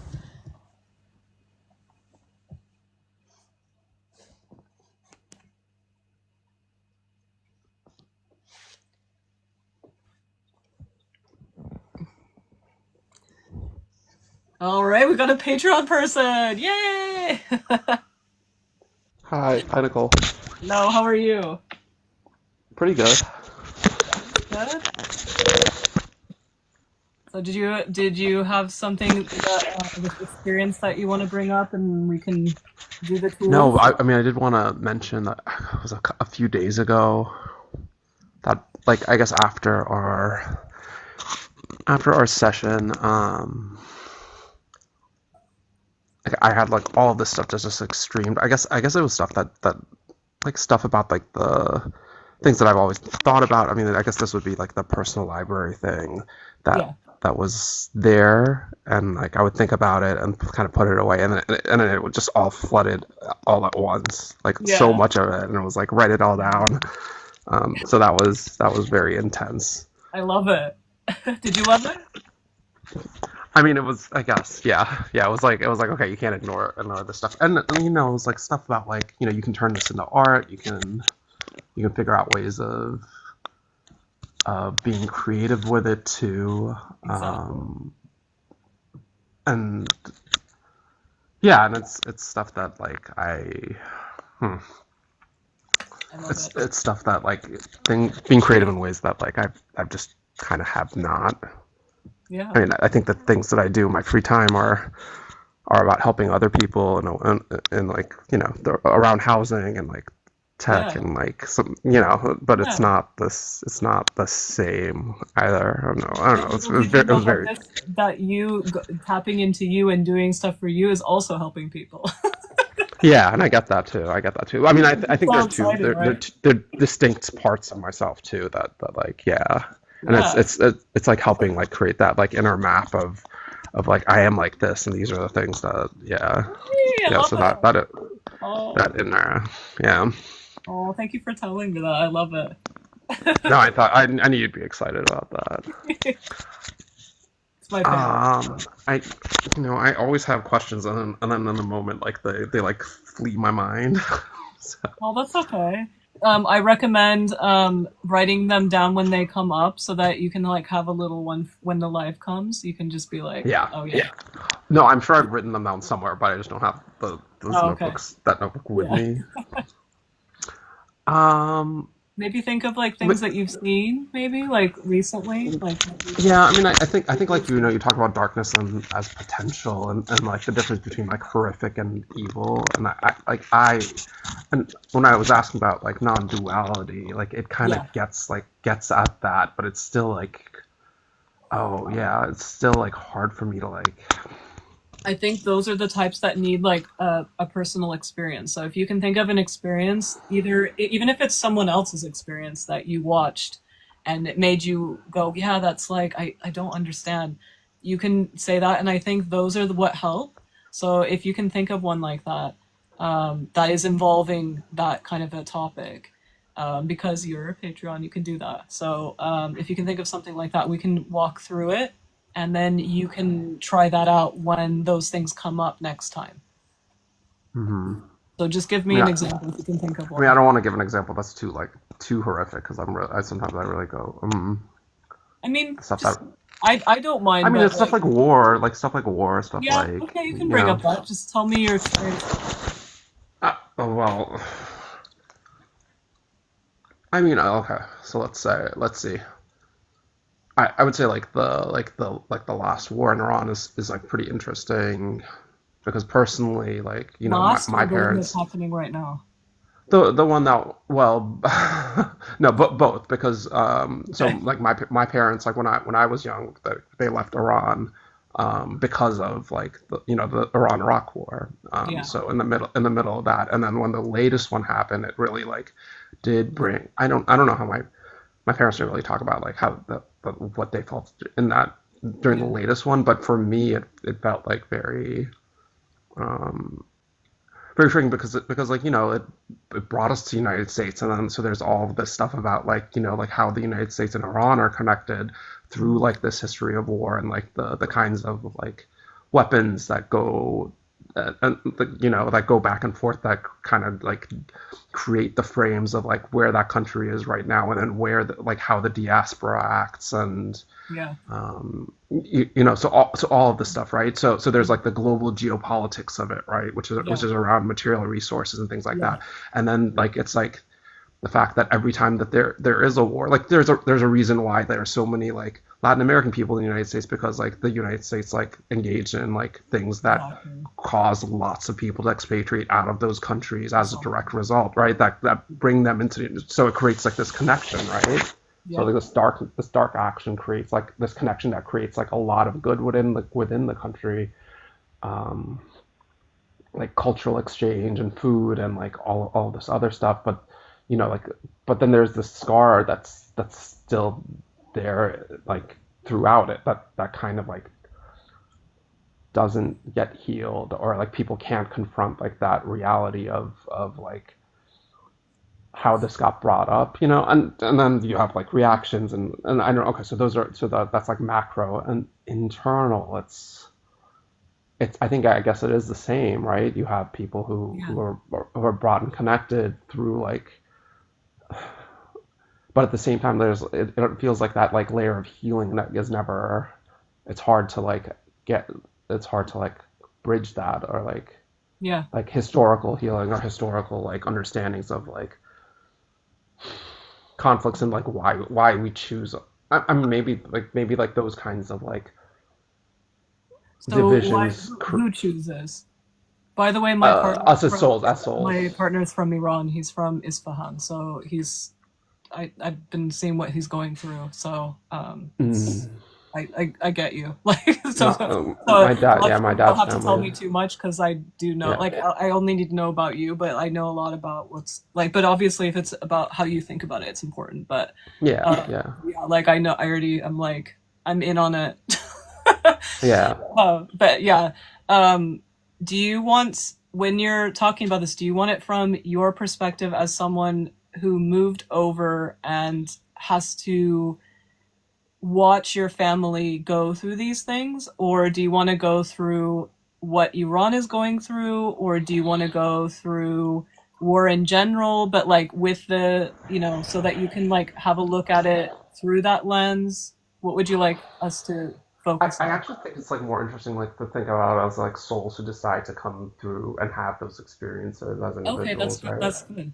Okay, so we'll talk about that. Okay, so first thing, before we talk about any of this, humans, the way they talk about it so far, all the information, I've checked with my energies, no one has ever talked about it.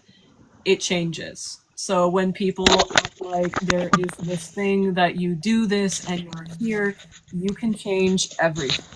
So this is why there is a lot of cultural suffering as well. So you are kind of like, this is the analogy I gave. It's when you are like born, kind of like, obviously there's all kinds of stuff going on. If you watch the classes on the first tier, there's a lot on that as well.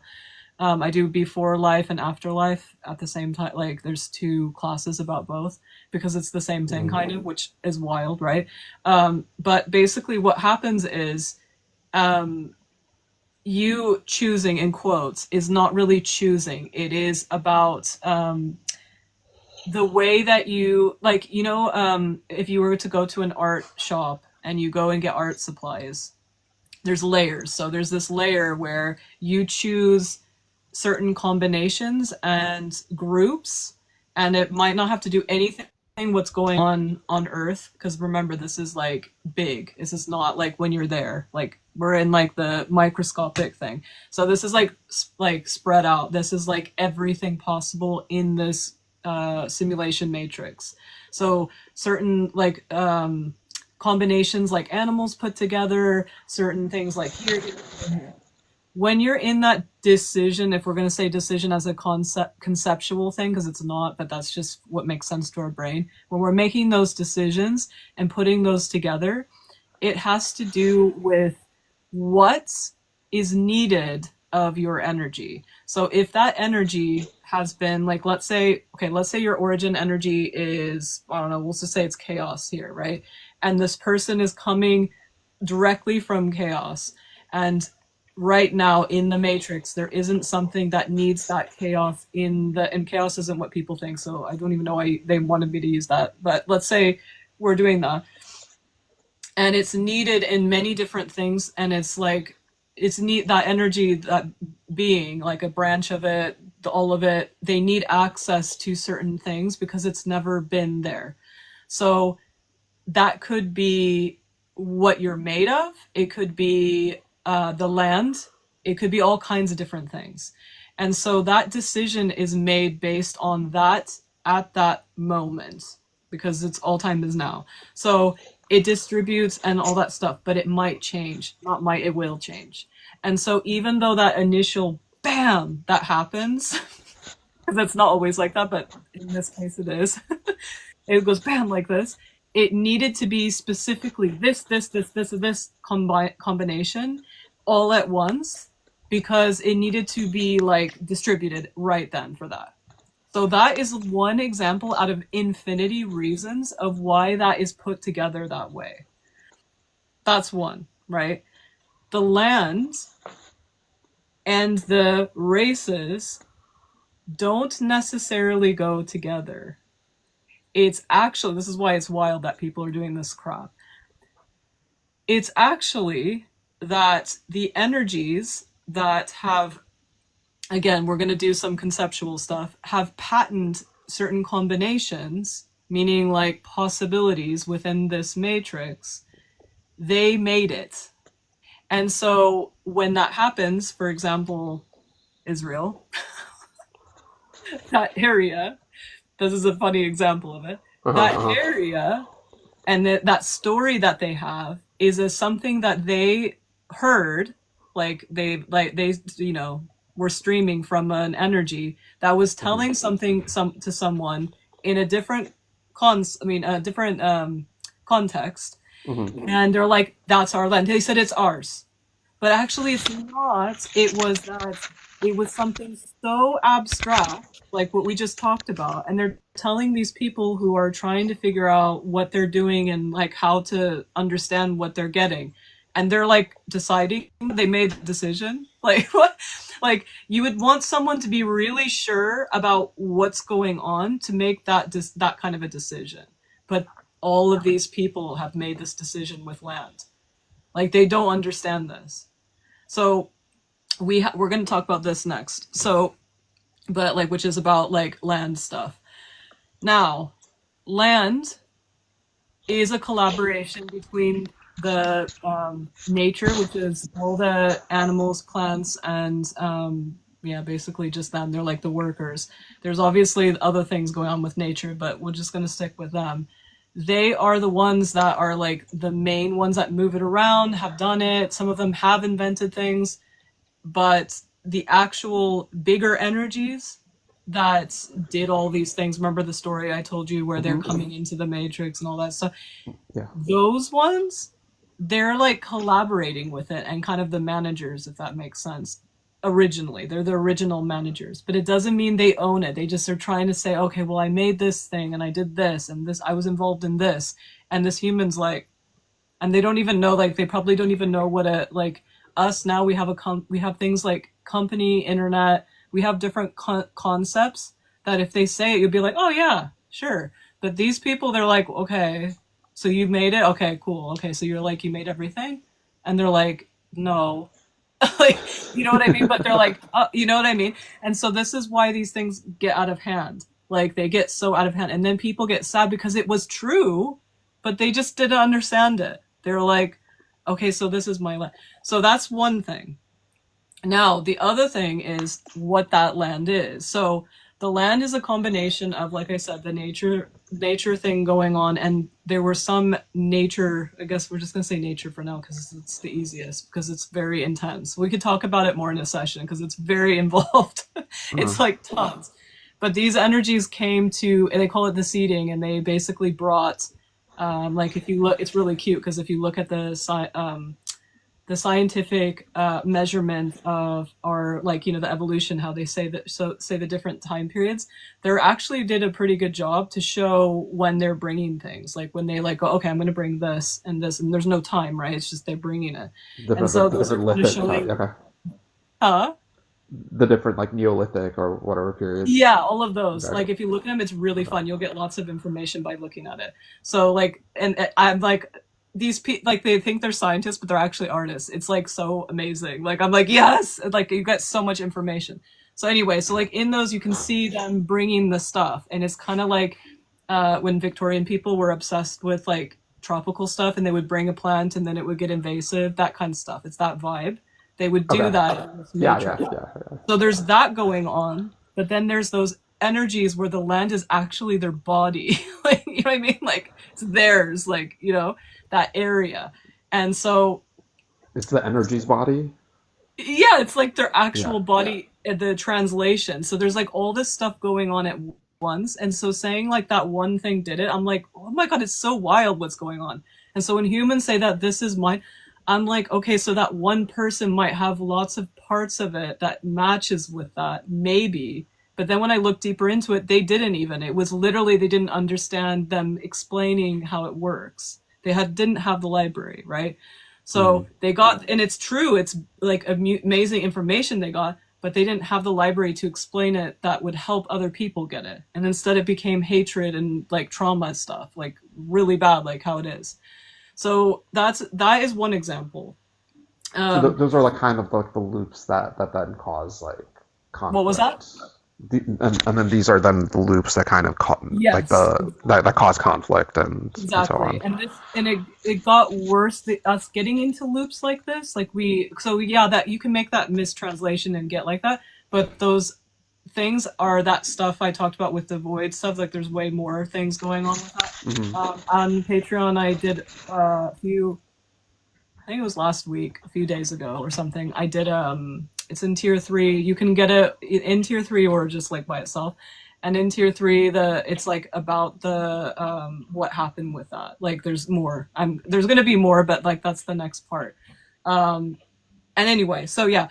So when that happened, it made those things more difficult to not go, oh wait, hold on a second, let me look at my origin and like figure this out, because maybe I don't need to like translate it to a human thing. Maybe I can do this. Instead they're like, no, I'm translating it to a human thing and I'm going to control people.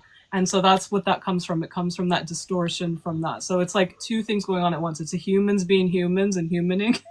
And then there's also that distortion that didn't even need to be in the Matrix in the first place, because you know, like it's not like it's a programmable thing, but if everything is affected by it, like even the programmer's affected, right? So they're gonna program it stupid or whatever.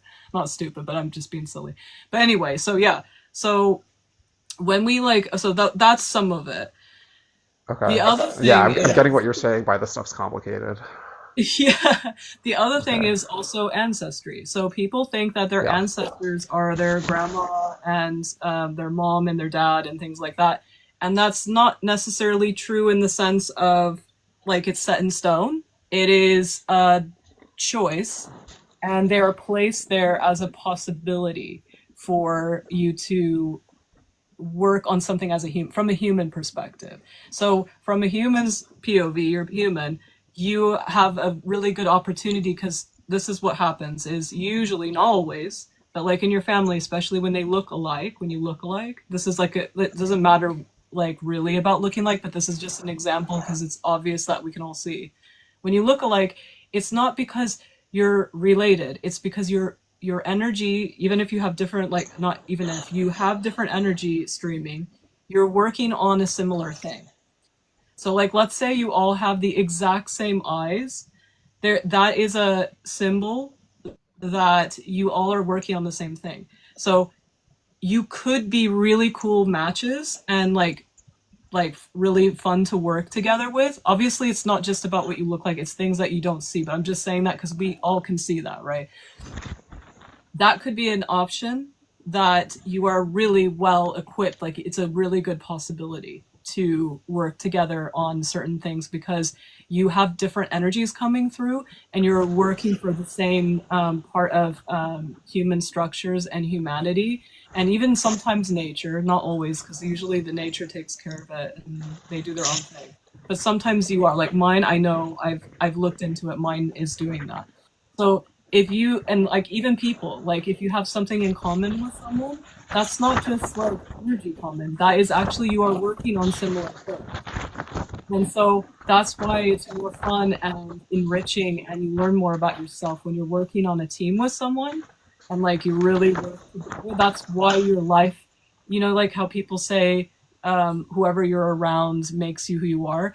Yes, it's about your experience, but it's also about this. They're like very helpful in your journey of what you want to do in life. So that's why it's literally a team, like you're building a team. But when you build a team, you don't have to have the ones that are there, right? And so that's why when people do that, that's why there's an importance to a family. There's a lot having to do with a family that's helpful. Like everything about it, like even if there's abuse, there's a lot in that. It's like a little packet kind of to show you stuff. It could be like, these are good collaborators. These are the opposite of your good collaborators. It's like all of that stuff. And so if we just keep thinking of it as genetics and their connections, those are happenstance. They are like things they're like choices, they're choices that you can make. So like, for example, when you go to the doctor and they ask like, does your grandmother have glaucoma, or they just ask all those things, that is helpful, as you can see, to find out certain things. But it doesn't even that means that you might not have it, right? So it shows that it's a possibility to look into that, to have awareness, all that stuff. It's to show you those things. Now, when people are living in a country and they don't know this, which is everyone, and all it is about family, and it is about these things, and people are fighting and hurting each other to like horrific lengths because of something that could matter, that's ridiculous, isn't it? So that's like why when people say it's evil, is it evil, or is it a ridiculous, horrific misunderstanding? Right? It's like a misunderstanding of who they are and their options. And so that's to understand the structure, but that's not to understand the trauma. The trauma is going to be individual. So your individual trauma is every single time something. We're going to do tools now, unless you want more of that stuff. But no, I don't want to get sidetracked. Sorry, go on. No, it's okay. Every time something comes forward, anything, whether it's about a family member and you're getting secondhand trauma, or you feel like something's coming through, or you feel the injustice, that is what you need to actually interview. So you don't go further into the other stuff because it's personal. So the other stuff is the structure, right? What we were talking about. That's exploring and learning about how things work and expanding and stuff. That's important too. But don't mix it with your you. Like you need to prioritize you as well. So when you get to that part, the tools, peel back, have fun with that. Not have fun, but you know what I mean? Like go deep into that and really go deep and go, why? Okay, so this person's doing this historically in the, their little religion, they say this. They keep repeating this in the news. This is important to them. Why? Not why historically, but why deeper, right? Do that with that. But that's your exploring structures and like it's a way for you to, once you've worked on your own personal stuff, that's your doing later. So that's for the doing, but in getting your tools and all that stuff. But this is for the stuff that you need to do either first or alongside and prioritize, which is you. How does this make you feel? What is this bringing up inside you? Not what happens out there. Not like for example, me, when I feel it and I see my partner like freaking out and stuff like that, that wouldn't be about me. That would be more of the other stuff about doing and how I'm going to act and who I'm going to be, right? But the other part is to be and to act, you need to understand the deep of yourself as well, right? So what you do is you go, okay, so for example, if you see that repetition of that happening, that injustice happening again, and you see the same thing happening again, and you feel something and it's feeling intense, and you're like, oh my God, you start small by looking at where it, as usual, the most important, where is it in your body? And you observe where it is in the body, you acknowledge it, and then as you're doing that, because this is so intense, this topic, I'm sure things are going to come through, just like how you had those things come through. You're going to see visuals. You're going to have memories. You're going to see things that maybe are not even what you would call your memories. There's something else. You're going to see all kinds of stuff. You're going to probably have dreams. You're going to have all that stuff just by feeling the emotion. Sit with the emotion purely as the emotion. The emotion is the door, basically. And so when you're doing that and it comes through, you start to realize that it is, instead of it being about what's out there and what those idiots are saying, it's about what you're saying, what you're feeling, what your family and your energy is pulling through, right? The other thing, really quick before I continue this, is that there is also the ancestors and stuff like that. When we didn't finish the ancestor part, when we are connecting with ancestors and stuff like that, like I said, they're optional. This might happen as well. You might get in contact with them. You do not have to talk to them in this part. In the other part, yes, it might be interesting and it might be helpful to get your POV of what's going on. But with this, you say, no, we're going to talk later. But with this, it has nothing to do with that. The things that are going to come through are yours. Even if you think they're an ancestor, even if they say they're an ancestor, they're yours. And so it is about map building as well, because it's basically you finding out why your energy is involved, caring, seeing it. Why is it happening now? Why are you, me, and my partner even seeing this?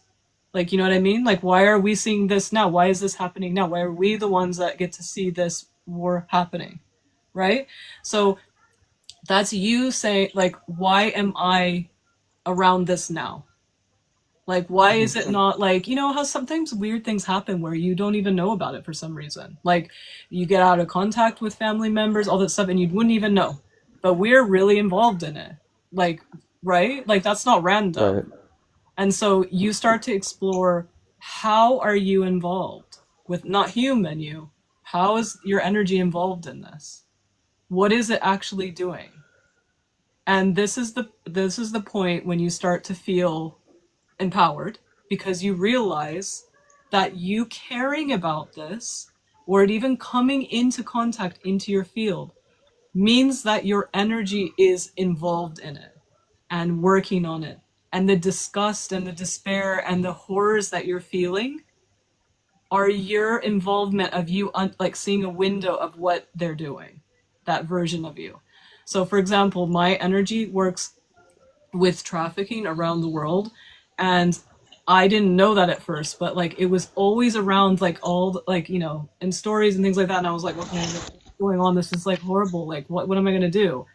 And when I started to get involved in the sense that I saw and I was able to be a part of it because of what I do, because the more you work on things in your life, like that's the other thing that we put aside for a second. When you start doing things and being the change that you felt and saw that your energies are already working on and doing and involved in, then you start to get to be able to be involved in your little human life that's not about that. Like, it's like you're still going to do your part if you want to. You're still doing it by existing, but you get to really be involved. And so I started to, when I sleep, almost every single time I sleep, there's a portion of it where I'm doing that. I get to be involved. They pull in Nicole, me, and I get to be involved in helping with it and learning more about what I can do as a person in my everyday life. And that's not always how it's going to work, but that's how it worked for me for that specific thing. There's other things going on that have nothing to do with sleep and whatever, but that's what will happen. So as you get more into that, and the other thing you can get more into, which is that doing.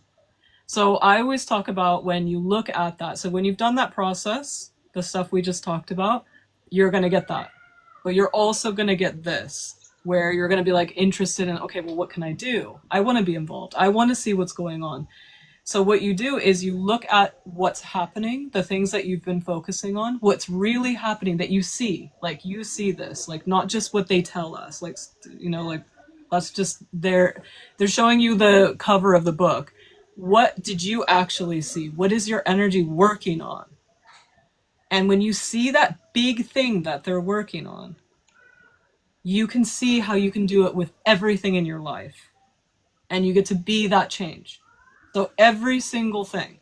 So your job, that when you're taking care of your children, when you're, you know, talking to your partner, when you're, you know, doing anything, it doesn't matter. You're cutting a tomato, when you're singing a song, you're listening to music, the way that you do it will be in that style. And you will be participating, and you will get little moments that are more than just that. That's you just being a, what do they call it?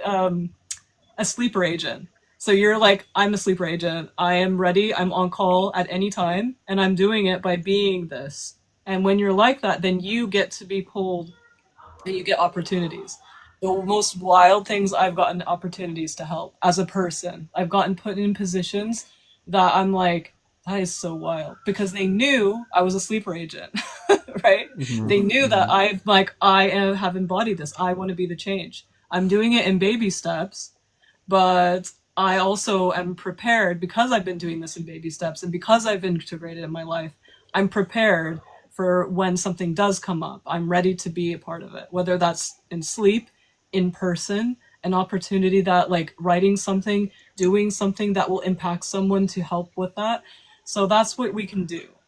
And it's important, both are important. That exploration is important, but keep them separate until they don't need to be separate anymore. And you'll know when that happens, but keep them separate at first, because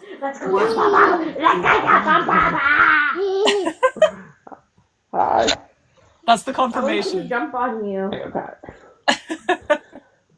My baby came in. Hi. I'm gonna You want a job? yeah. Okay. Okay. What are you looking at?